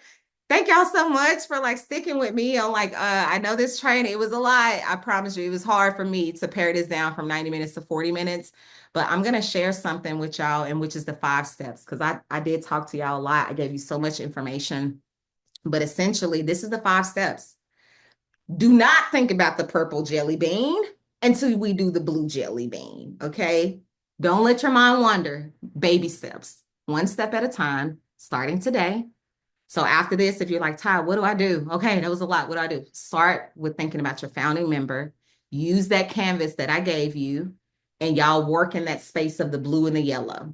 Together with your founding team, y'all would finalize your vision, your values, work on that canvas. That's what that is, and stay there. Then, once you and your founding team have done that, I literally want y'all to get on my calendar. I'm going to drop a link. Y'all can save it for later. You don't have to do it right now. But just know that this is where I would like to, as your accountability buddy, your friend in this movement, all Masterclass, I appreciate all that love. Let's meet. I can meet with you and your founding team members. Let's check in, see how y'all feeling, pop, pop, pop, pop, all the next step, and then we'll go through the next steps. But I want y'all to just like baby steps, one step at a time. This training is step one. Step two is think about your founding member. You have the canvas, and then thinking about, meeting with your founding team members. And I have a recruitment a template and an email template for you to reach out to those founding members, for y'all to work together to figure out member contributions, the name, all of the things that we kind of went through today. Does that make sense? But these are the 5 full steps. I promise you this one thing. Once the blue, the teal, once you put that circle out there, be ready. I hear this all the time. Folks are like, oh my goodness, there were so many people that came out. Like, people are longing to be in community. As y'all heard, people are looking for spaces that belong, to be connected with like-minded people more than ever. America wants us to be so divided on red, blue, all that kind of stuff, but our values can connect us. Our hearts can connect us. That's me, Taisha, speaking, not from Philanthropy Together. But I truly believe that we're stronger together. We actually like each other way more than than the media tells us that we don't, based on trying to separate us on so many other stuff. I don't have to go there too much, but I hope y'all hear my heart of like this. The circle is an opportunity for us to build community and find our people. That's it. So once we put it out there, they will come. So that's why it's so important for us to get the framing, get the circle all together so that we're smooth sailing moving forward. And with that, I know some of our friends left, but I have a favor of you guys real quick. And then we're actually going to wrap this thing up. I need something from y'all. This was the first time ever that we've ever held like a 45-minute training and put this training in Launchpad and all of that. I'm always open to feedback. I facilitate this training. It's called Launchpad for You. It's a free training that Philanthropy Together offers every single month. I facilitate this training.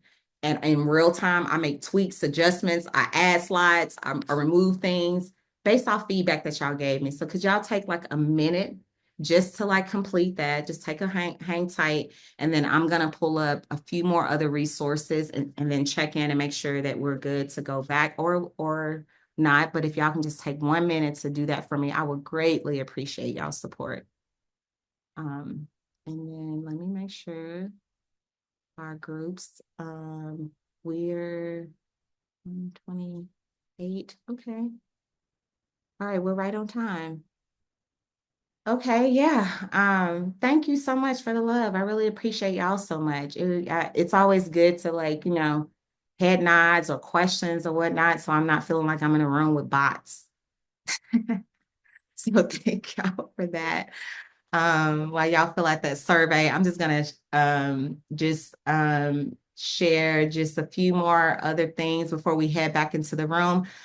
I do one-on-one coachings all the time. Y'all have a link. You can save it. You can schedule as many meetings as you want. I would love to meet with you one-on-one. This is kind of high level, but we got to get specific about what you want to do, about your specific vision. And I would love to brainstorm with you. So schedule that one-on-one with me whenever you want. We also host monthly group coaching. So once you go through the training and such, and y'all ever want to just pop in to be in community with other people who are on a similar journey, Our next group coach, why did I misspell May? Please forgive me. I was tired. May 20th at 2 p.m. is the next group coaching, and we host that every month. And all of this stuff is at philanthropytogether.com. That resource library that I told y'all about that has templates from welcome packets for your new members, checklists, all that stuff. It took us months to create that resource library. So please use it and the resources that are there. And then once y'all start your giving circle, I'm gonna plug this in for later, not for now. Join a network. There are networks of giving circles, whether you're a faith-based giving circle, a women's focused giving circle, a broad audience, a race ethnicity focused giving circle. The power of the networks, they will help you get your circle out there. They help you with funds. Some of them give funds, matching contributions. So think about joining a giving circle network once your giving circle is up and launched. And then here's my surprise for y'all. I'm so honored and so happy to announce that y'all gonna get $1,000. If you start a giving circle, y'all, you are eligible for Philanthropy Together to give you $1,000 to start. Just by you completing this training today, y'all already have $1,000 in your bag. On top of, for your first 10 members, we're gonna give you $250 for every member up to 10 members. So now y'all have $3,500 to start this giving circle with 10 members. Incentive, y'all. Woo! We didn't have this 4 years ago, but thank goodness. Shout out to Fidelity Charitable for this generous grant that they gave us. We pushed. We need to incentivize people now more than ever. And a little money can kind of help y'all to kind of, put some money in the pot so y'all can have money for the food and for the first meeting and all the things that you need to get your circle started. $3,500 is good. So, and then if you, after this training, you're like, oh my goodness, this is too much. I don't want to start a giving circle. Can I join one? Yes. We have a global giving circle directory at philanthropytogether.org. And if you join a giving circle, we'll give you $250 to give to your circle. So we're trying to support giving circles or help you to start one through this giving circle catalyzer program that we just announced last week. That's it, y'all. My contact information, my cell phone is there. I'm a texter. So if y'all want to text, shoot me a text, send me an email, connect with me on a one-on-one, all the things. And I appreciate y'all doing a survey and all the things. I think that we are going to head back just for like 1 minute. All righty. Hello. Oh, so many beautiful faces. I want to take a picture, but I'm going to jump right into the content. And so let me share my screen again. And all right, we're going to keep the conversation going. We were reading those beautiful whys and getting set up for coming over here to talk tactical steps. But before we dive into how to start your giving circle within your nonprofit, I want to take a minute to just share some more about me and also why I love this training so much and the intentionality between us breaking up into these two spaces. So I have now been in the nonprofit sector for more than 10 years.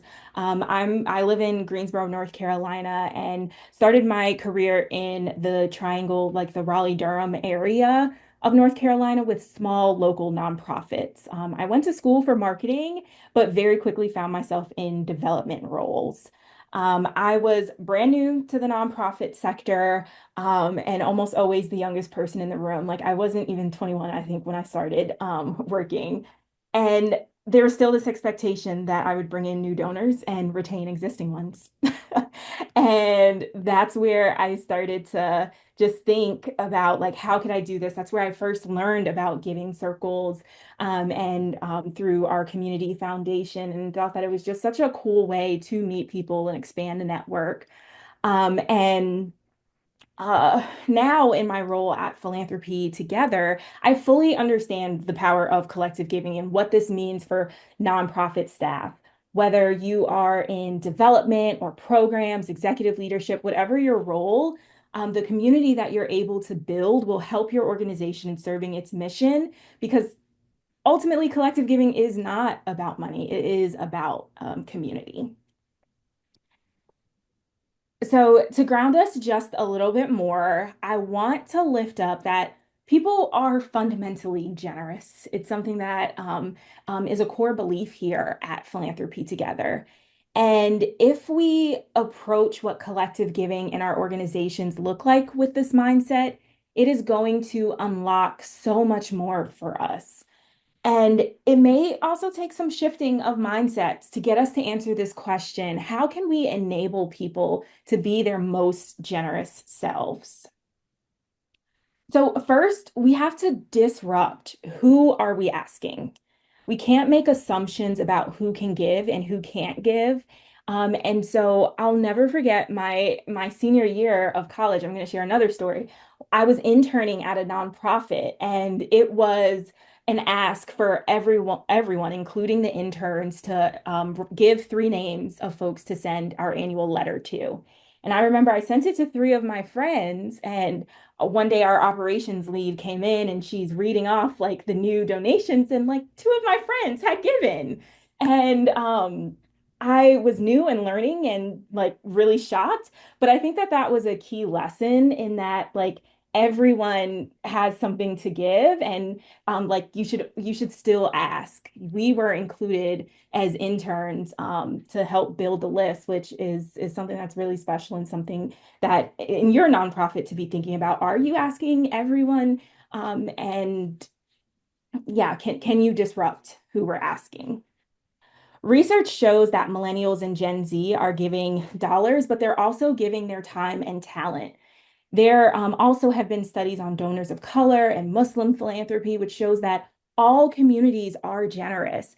We just have to think about who it is that we're asking, as I mentioned. Giving is an important part of every community, and most people of all ages and economic statuses all around the world are regularly and willingly participating in the giving ecosystem. So, despite what some headlines might be saying, we do not have a generosity crisis. What we do have is a donor relationship crisis. And now more than ever, the time is ripe for nonprofits to cultivate meaningful and deep relationships with individual donors, and more importantly, broadening engagement strategies so that you're reaching all types of donors, especially those that have been traditionally under engaged in philanthropy. And so just calling out some reports, there's one that I'm going to just drop the link in the chat really quick, the Black Bod's Diversity in Giving report, where you can look at what diversity in giving looked like. So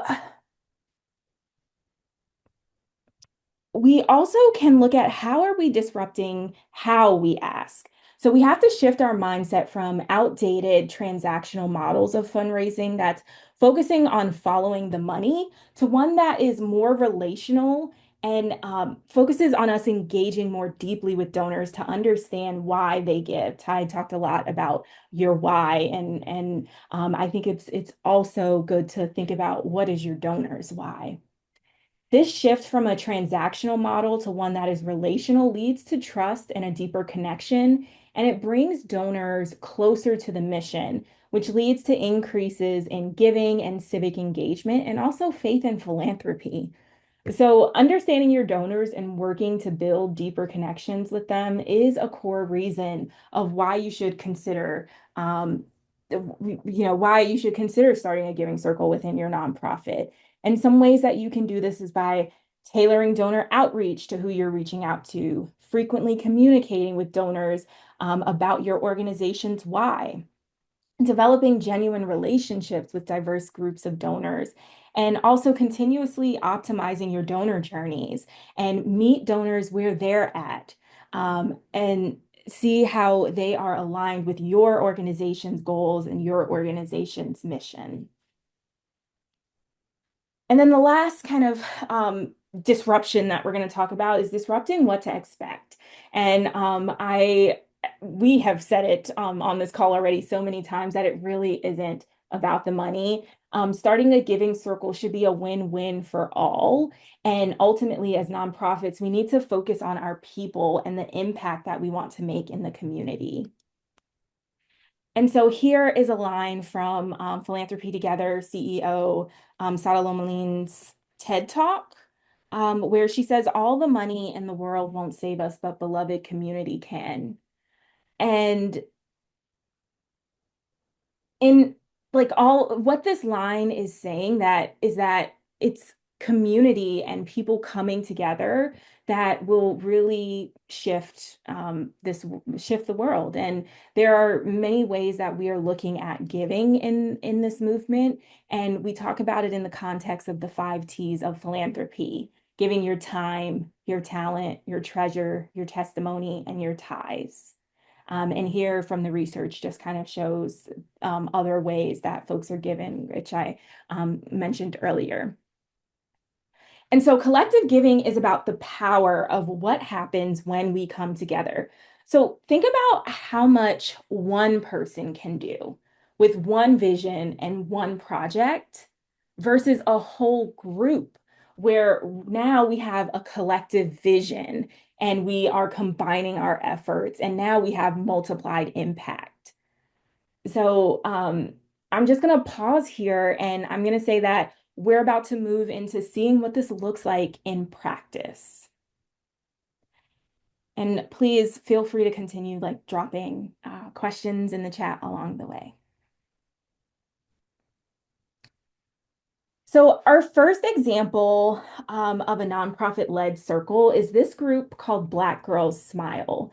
They are a nonprofit with a mission to empower the mental health and well-being of young Black women. And their giving circle is structured where all of the funds that they raise as part of the group goes to their therapy assistance program. Members are giving on a monthly recurring basis, and the ask to the group really depends on what the wait list looks like. And so they may tap in and try to activate folks more as more people are on the wait list, or they might retract. It depends. Another example is 1% for the Planet. This is a nonprofit where they are engaging both individuals and businesses. They have the 1% for the Planet individual member giving circle. And with that model, members will meet periodically to learn about organizations and decide how to allocate funds. So they're one nonprofit that is still granting to many nonprofits, all in the environmental space.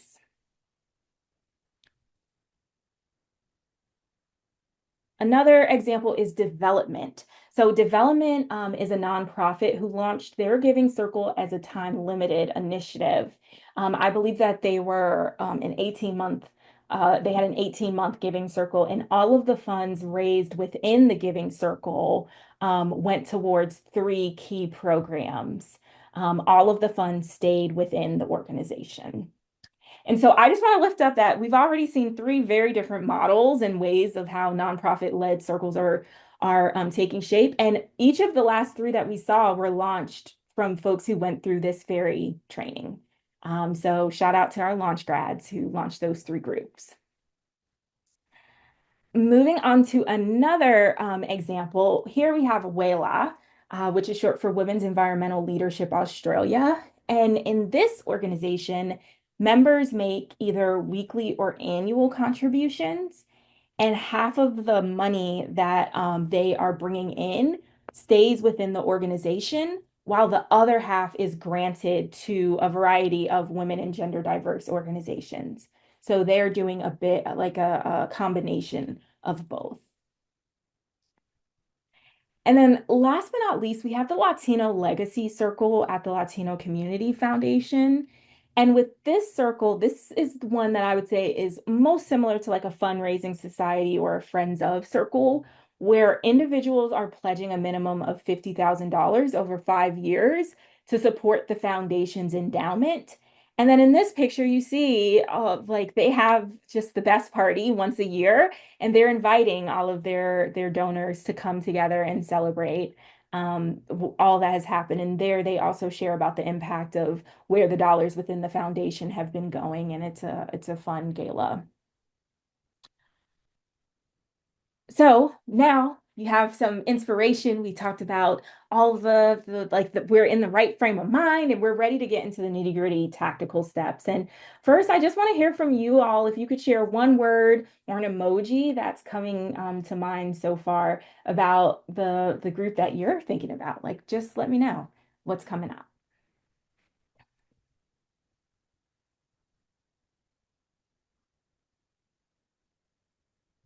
Awesome.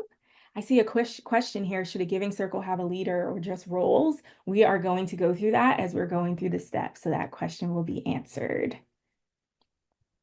Okay, I see another one for staffing. Yes. Make sure we take some time on that section. Timely. See. Nice. Fire. Great. Thank you all. All right. So there are 6 guiding questions that will help you shape your giving circle. So those 6 are, why do you want to start a giving circle at your nonprofit? What is the size, shape, and level of giving for your circle? Where will you find leaders and members to join? How will members experience the giving circle? And how will you structure and manage the giving circle? And then how will you keep members connected to your nonprofit? So with these questions, I see we're asking about the slides. All right, I am going to drop in the chat. These are not all of the slides, but this one that we're looking at right here, we have this resource called our nonprofit-led Giving Circle Canvas. And you can make a copy of that document and take notes in there around what you're thinking around these 6 questions. So we're now going to dig into each of these. First, why do you want to start a giving circle? And we've already been thinking about that from when we were back in the main room. So, to start a thriving giving circle within your nonprofit, you must first start with your organization's why. Figuring out the guiding motivations for your nonprofit, as well as your board, your staff, and other stakeholders, is essential when you're considering what this group will look like.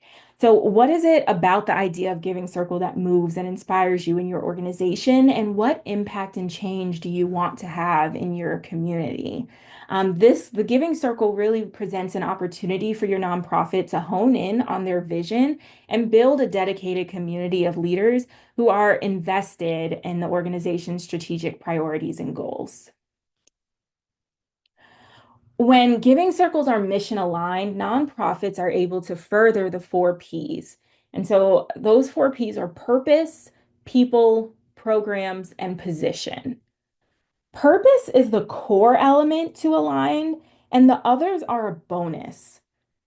These 4 core elements are value propositions of why you should consider starting a giving circle within your nonprofit. So these 4 value propositions are also the reasons why fundraising falls flat sometimes. And just like we're going to double down on this a lot, but fundraising should never be transactional. It's only relational, and you can do that by wrapping it around these 4 Ps. So just to share more of what we're seeing here, people is looking at increasing the diversity of your donors, building passion with your existing donors, and also strengthening those relationships. When you look at programs, you're identifying and building relationships with a broader number of individuals and aligning them with your mission and introducing them to new programs and campaigns and initiatives. With position, you're increasing your community, your visibility in the community. And you could also look at piloting this participatory grant making approach and giving donors agency, which is something that we're going to bring up as we're working through these questions. And then all of these people programs and positions, they all ladder up to again, the core element, which is purpose.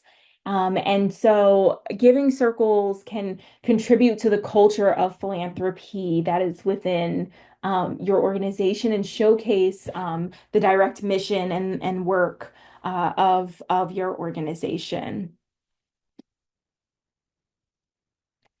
And so here are some of the whys that we have heard along the way, which is giving to overlooked issues, having fun, creating a community, making systemic change, and building bridges with new communities. So that's our first question, and things to ponder as we're thinking about the first question. Moving to the next question, which is what is the size, shape, and level of giving for your circle? So now that we're anchored on our why, and we spend a lot of time on the why really because it is so key and essential. But now we're anchored, and it's time to start thinking about the design of your giving circle. And we can like dig in even further on these three components. So first, looking at size. Think about what size feels right for you. So, would you like a tight-knit group of donors who are supporting your mission? And so, looking at on the under 15 end of it, these might be existing donors already. Um, again, it's an engagement opportunity. This is good for having in-depth conversations and learning and really getting into like the meat of ways that your giving circle is supporting your organization.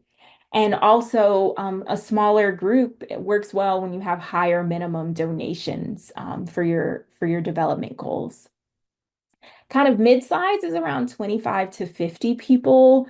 And in a group of this size, consensus and voting as a decision-making structure works well. And it can still easily be managed by a staff member, and you can introduce committees or a smaller core group that you are working with. And then on the larger end, if you are trying to engage a lot of people as part of your development goals, it may require having a dedicated person on staff who is supporting the circle with communications or engagement, meetings, things like that. So it does require more staff coordination the larger that your group becomes. Next is thinking about the profile of your membership. So, the culture and focus of your Giving Circle program is unique to your nonprofit, and also it may change over time depending on the membership and the needs of your organization. So, culture attributes, these should really, again, align with the values of your organization. And when it comes to the issue and program areas, it's looking at what will your giving circle focus on? Will it be a particular program or a general issue that your nonprofit is looking to solve? And so I think a good example of this is Mercy Corps. They have a Women's Climate Alliance. And so that is another nonprofit-led circle example where they're all focused on supporting climate and selecting groups outside of the US who are receiving those funds. Um, so moving on, what will your membership look like? And so will you be focused on alumni? Maybe you want to focus on people who have already gone through a program that exists within your nonprofit. Or maybe you want to look at local businesses and bringing in business leaders to be a part of it. And so that's looking at your membership and population focus. And then with the geographic scope, do you want to stay local? To like, is your nonprofit rooted in a singular place, or do you want to be national, international? Do you want to be virtual? And or do you? That's another consideration when you're thinking about your membership. Um, I see the question in the chat, and we're going to move through, and I'm going to hold that one for Q&A. And so build your member profile and then double down on it, because when people feel seen and as though that they belong, they're more likely to stick around. And you saw from the research when we were looking at just how much belonging collective giving can bring. I think the magic of that is also just really bringing your members into the fold and having them be a part of also building the community. And so next, think about the levels at which your members will give. As you saw, some giving circles have tiered models and some set a minimum. Some are open to what we call a personally significant gift. So knowing that money is commonly pooled, here's some guidance to help think through that multiplying factor. So if you had 15 people in your group giving at $100, then you could raise $1,500. Or if they were giving 1,000, that would be 15,000. If you have 50 people giving out $100, that's 5,000. And if they were giving $250 each, that's 12,500. And then the big one, if you go up to 100 people giving $100, that's $10,000. $250 is 25,000. And so you see that like there's different ways that you can like kind of map out and see what would work for your community. One really important note is that not every person has to give the same amount.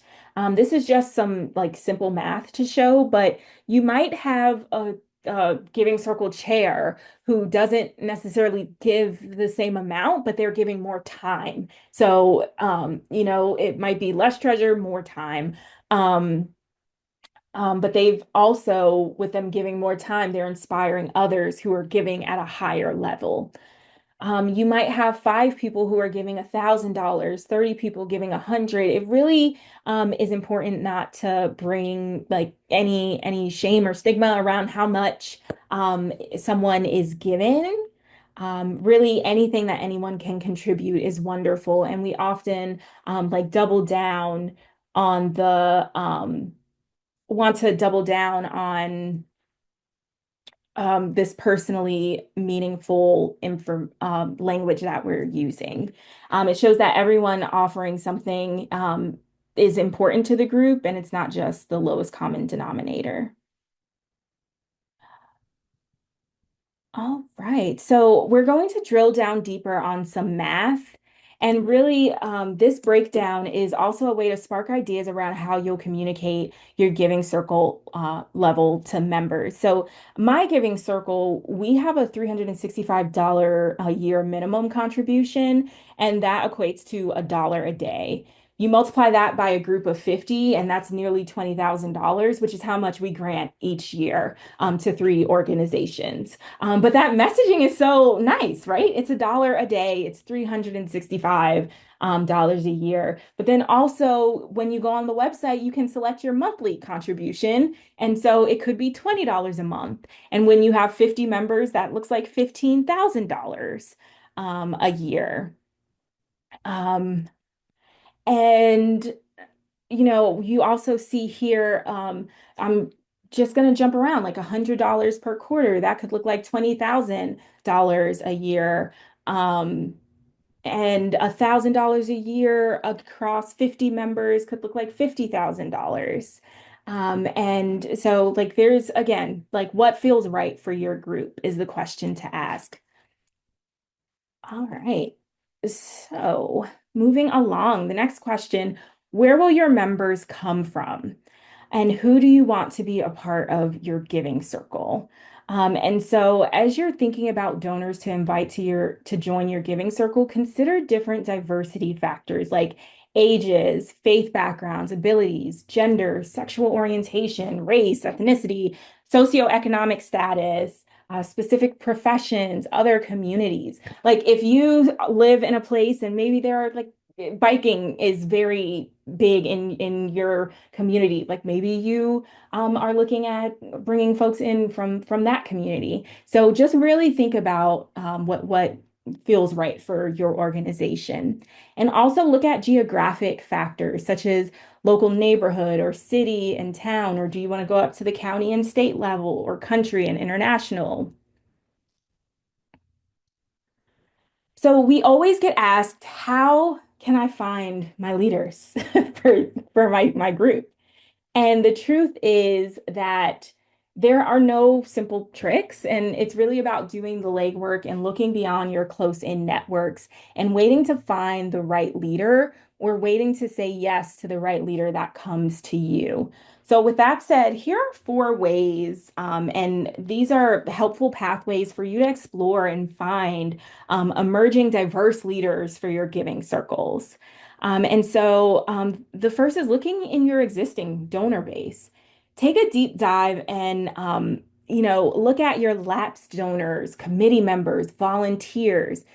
Are there demographics that are missing? Who is the right target within your existing database? It's really how are you going to approach this? Are you looking to build community with it with your existing donors, or are you looking to bring new people in to learn more about your mission? So I think that's also something to ponder as you're thinking about how to find your leaders. But create a targeted list, read the data, understand folks' behaviors and how people are currently giving within your organization. Um, I would say also, if you host events and there's always someone who is bringing another person up to you saying, hey, you should meet, like tap that person because they would make a great giving circle leader. So just want to lift that up. And so another helpful path is looking at your local formal or informal associations. So this might include like employee resource groups at local companies, fraternities and sororities that are located near you, chambers of commerces, churches. That is another place to find members. And then also there are informal associations. So think about book clubs and college clubs next door. If you're like just hyper local, meetup, if that's still around and Eventbrite, those type of events and Facebook groups as well. And then social media, like don't underestimate the power of looking at these groups that like on LinkedIn as well. Relationships are always key, and your close-in partners and networks likely have a lot of untapped potential. So just, do like an assessment. And this is great to talk about with other members of your staff too, to see which names come to the top. Start with your most passionate supporters and really you'll like I said work with your staff and see who you're connected with. And so of course there are close friends and family and neighbors, but also think about relationships that you've built over time. Look at your networks and clubs that you're a part of, and your giving circle could really come from any of these bubbles. The network effect is really what helps your giving circle grow. So, at Philanthropy Together, we talk about your founding team of your giving circle. And see, these are the first 2 to 3 people that say, yes, I'm going to do this. And what we see is this ripple effect that, you get 2 people to say yes. And then those 2 people go out and get 3 other people to say yes. And then it starts to multiply. And that is how your group will organically grow. And so complement the work of your nonprofit staff by bringing in members who are also giving talent and showcasing these strong leadership skills. There are skills that with having a giving circle, like facilitation and also like managing volunteers and getting them on board and getting them to say yes and answer the call. I would say these are some skills just to help you think about who to tap to help lead these efforts. Other question to answer as we're looking at our nonprofit-led canvas is how will members experience the circle? So building a community and having your own culture is an important aspect of your giving circle, and it lets prospective members know what they're joining, and it keeps current members excited to keep coming back and keep engaging with your nonprofit and with the circle. And so, just like organizational culture, it should be a right fit for both you, the organization, and for your members. And culture is something that is co-created and built over time. It won't happen right away. It's gonna take time, and it's also going to shift and grow as your membership shifts and grows as well. And so people join giving circles because they want to learn more and become educated about the issues, and like they're passionate about the mission. And so also never forget the fun. And also don't forget that they are volunteers. So here are two primary ways that are unique to the giving circle model that your members will feel as they're a part of a circle. And it starts with discourse and education. So um, I would say as your members are meeting, have an educational component that is going to advance your members' understanding of the issue area. At the start of a meeting, you could create a one-pager that has the history of your organization or goals behind your programs, or highlight your needs in a way that your members understand, like they are becoming your advocates. And so make sure that they have tools to be able to effectively tell your story in your community.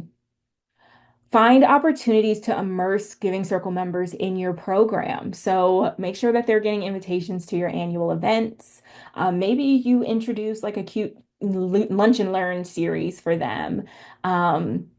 Bring in speakers or have staff members who are having these discussions with them.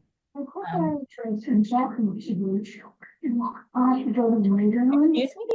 Excuse me? All right, I'm going to mute you, Joyce. All right. All right, and facilitate discussions about community issues, and just continue these learning opportunities. So naturally, as your donors are becoming more knowledgeable about your organization, your mission, and also the issue, they're almost guaranteed to want to take action. That's how we're wired. And that's also what happens when mission-driven individuals see that a nonprofit is aligned with their values, and when they have these feel-good opportunities. And so ways for them to be engaged is through decision making. And so think deeply about agency. This came up earlier. And so enable members to have some choice and decision-making power around where pooled funds will go. This could be like, do you have a strategic plan that you're executing? Maybe you can have them have a say so in like how their funds will support the strategic plan. So that's just one way. Like in just keep them engaged. Through decision making. You could also invite them to be on committees that are making a decision. And also, there was a question in here around, I think there was a question in here around how are you yeah, how do you establish your circle? And so you can have your members be part of that decision making as well. You can truly have it be like community led. So that is also an option as you're having your giving circle take shape. A key component of how members experience your giving circle is in how you gather. And so, one easy way to think about meetings is this framework that really takes the experience of these communities that we're all familiar with and highlights it as part of your giving circle meetings. So, over 4 meetings, you first bring the joy and laughter. And that is really to capture the feeling of a dinner party. And you could have that first meeting be at someone's house or at a park where you're just gathering and meeting and building that community. Next, your next meeting could be a talk about your nonprofit or issues in your community, and you could bring in an outside speaker or someone on your staff. And it's like we would see in a book club. Your third meeting, you could then dive deeper into a project or a program that you're offering and engage the group in shared chat and shared challenge. And so this is working together like a sports team. And then the fourth and last meeting should feel big and celebratory. So this is where everyone is coming together. And in a typical giving circle, this is where the group would decide on the nonprofit to give to and make your collective gift. And so since in some models, this is already decided because it's all going to your nonprofit or you're setting that expectation up at front. You can think about another way to have this big celebration. And maybe it's tied, like in the Latino Community Foundation example, it's tied into the storytelling of your organization's impact, and you're bringing in all your donors into a space. So this is just a sample framework. And maybe you only want to hold 2 meetings a year, or each of your gatherings really only focus on learning. It's really tailored to the specific needs of your organization. You can also run a giving circle as a one-off event. We call these pop-up giving circles. And so it's all the joy and magic of a giving circle wrapped into a 2-hour event. So here is a sample agenda, and you see that those 4 potential meetings we just looked at over the course of a year are pretty much wrapped up into 30-minute blocks. With you gathering, then reflecting on your shared values, then learning and discussing the work of your nonprofit, and then lastly, making a gift and envisioning other ways to give beyond the dollar. So moving on to our next question, which is how will you structure and manage the giving circle?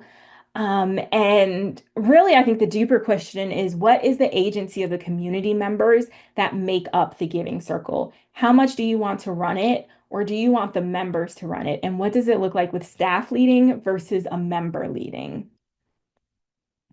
So, new giving circles start in all kinds of ways, and sometimes nonprofits intentionally create giving circles to meet their mission and their development goals.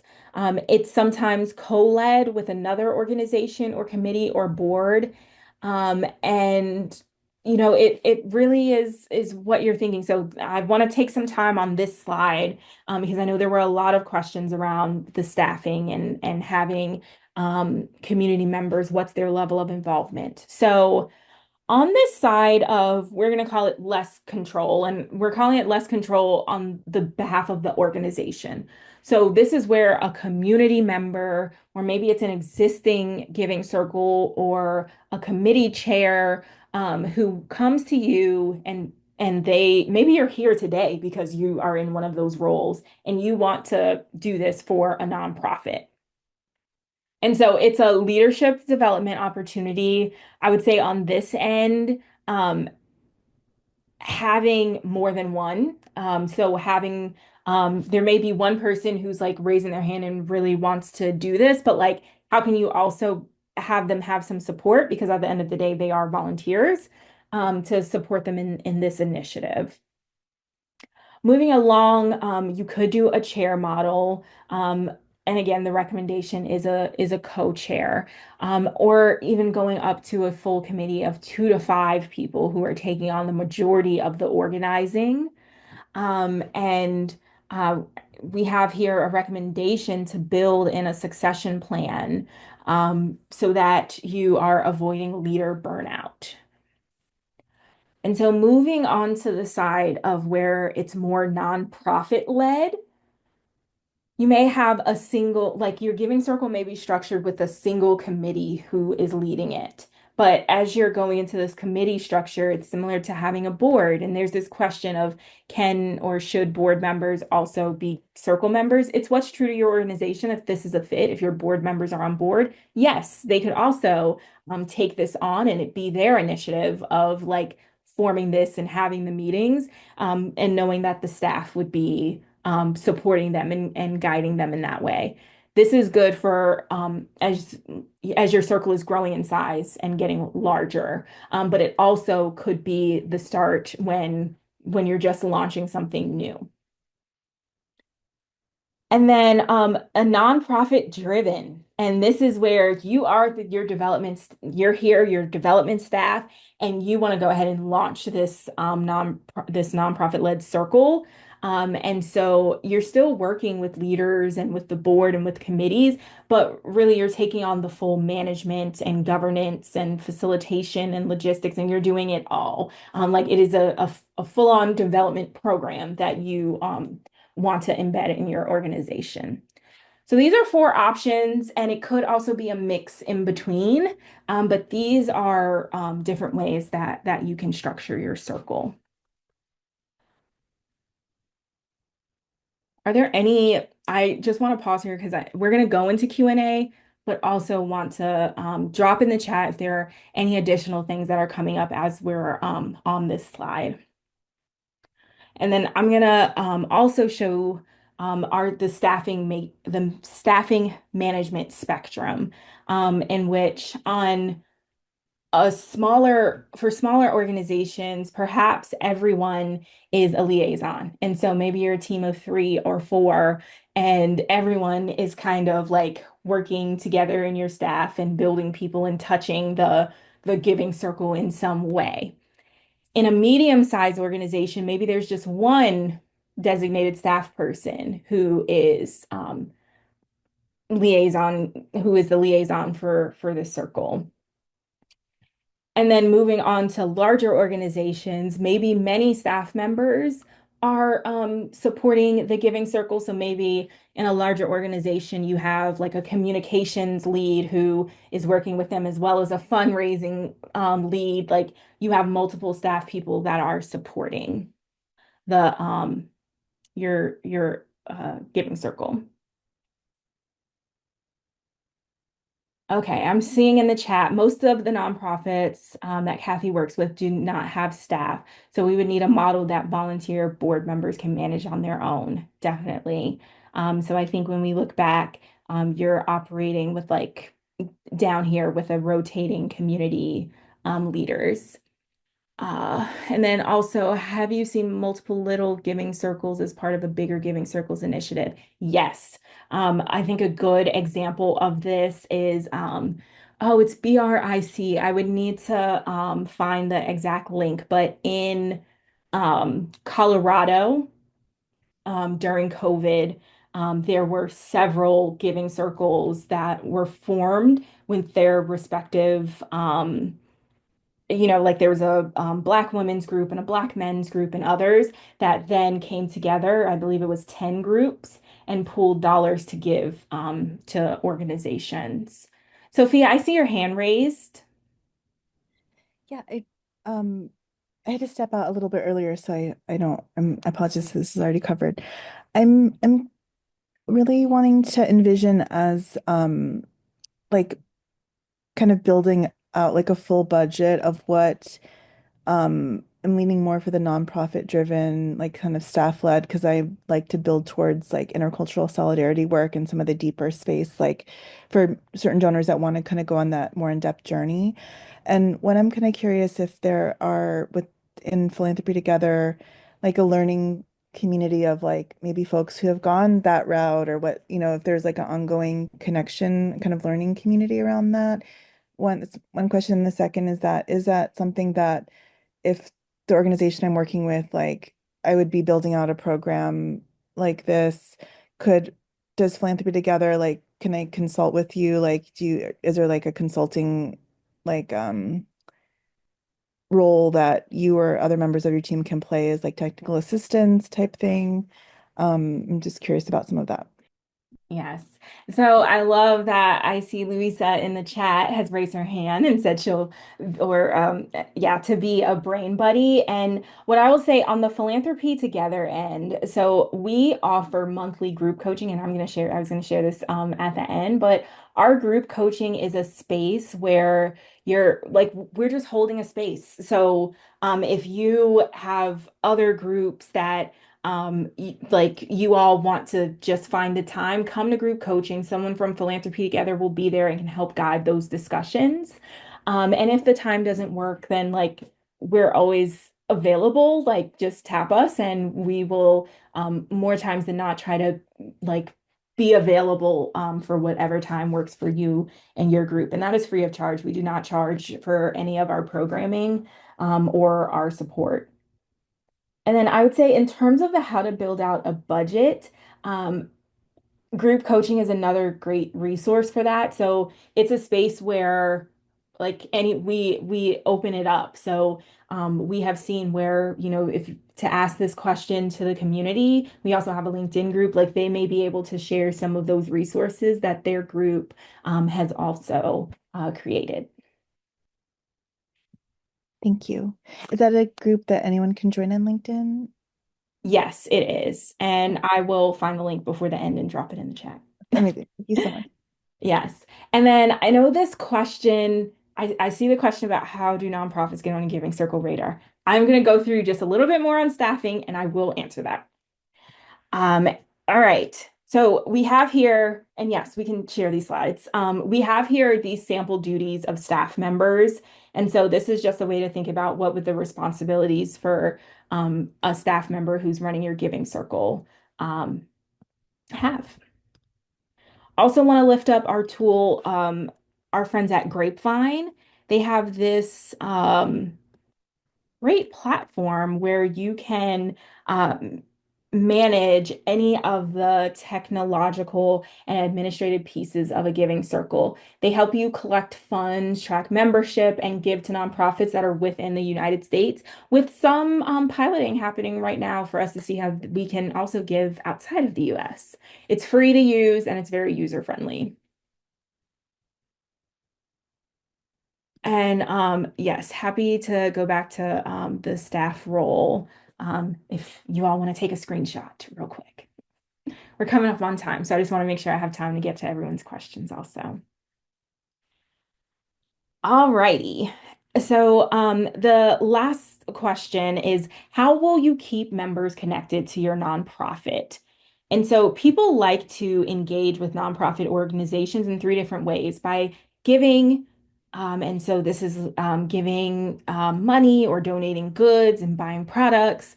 There's also doing, with volunteering and attending events, serving in a leadership role, and communicating, so spreading the word, um, using their voice and advocating for your cause, writing for your newsletter. And so here are some ideas of membership activities that you could offer. This could be speakers or trainings on philanthropy. It could be a site visit at your office. It could be discussion of readings, networking opportunities, social activities. Really, there's an endless list, but here are some ideas to spark some thinking for your organization. And then also just think about the sustainability of the giving circle. You're always recruiting, you know, when you have a giving circle, anyone is a potential member. So think about ways that you can be also supporting your existing members to bring others in, and think about how you'll continue to engage them over time beyond the dollar. And here are some useful recruitment tactics and also messaging ideas. We have on Philanthropy Together's website a resource library that also has some templates that you can copy and edit for your use. And also we shared the link to whatisagivingcircle.com. That's a great tool as you're trying to tell someone about what you're doing and what this model and movement is. You can utilize that website. People start giving circles to fund organizations, yes, but it is an opportunity to practice the 5 T's, which we had mentioned: time, talent, treasure, testimony, and ties. It all matters. Your actions, your time, your money, it all counts when we're talking about giving. And so here are the 5 key steps to getting started. We've talked about your why. Use your canvas and really work through these. Finalize the size and the shape and the level of giving for your giving circle. Determine where you will source members and the experience of the circle, and decide the experience and the structure and the management of the giving circle. And then think about how you're going to sustain and engage your members over time. And we know that like launching a giving circle isn't easy. And here are some of the most common challenges that we've heard and how we'd advise overcoming that. So it's overthinking. Um, just like starting a giving circle, yes, it's tough, but like it doesn't have to be perfect. I think if you have starting ideas and a general direction, that it's okay to then just go off and like start talking to others and getting them excited. And it can take shape together. It can be co-created. There is a fear for some of talking about money and dreams, and we don't have a global culture of talking about money, and so there's an opportunity to talk and frame these discussions toward the greater goal of supporting your nonprofit's mission and aligning it with someone's personal passions and interest. Um, uh, some of your we went through like how to identify who are the like great candidates, and maybe they feel that they don't have the experience.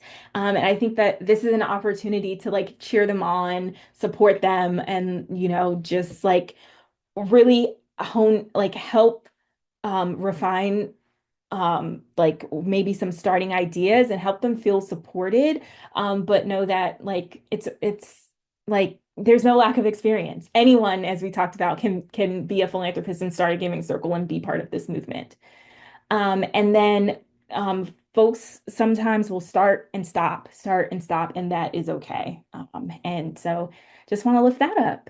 And so those are all of our slides, and I'm going to go through and answer the questions, but I would love to hear your feedback. I am dropping a link in the chat, and I want to answer this question around how can giving circles get on a non how can nonprofits get on a giving circles radar? So we have our global directory of giving circles, which I am going to drop in the chat. And with our directory, there's a chance for you to see which giving circles are around you. And I will go back to just the community building. I think that it's a chance for you to get to know them and get to know what are their funding priorities, what are some ways that you could possibly support them? And who knows, you might find a giving circle that you join. And so I would say coming with approaching it in that way is a great way to build community and also get to know giving circles near you, and in getting to know one another and building that relationship, then they're going to naturally learn about your organization as well.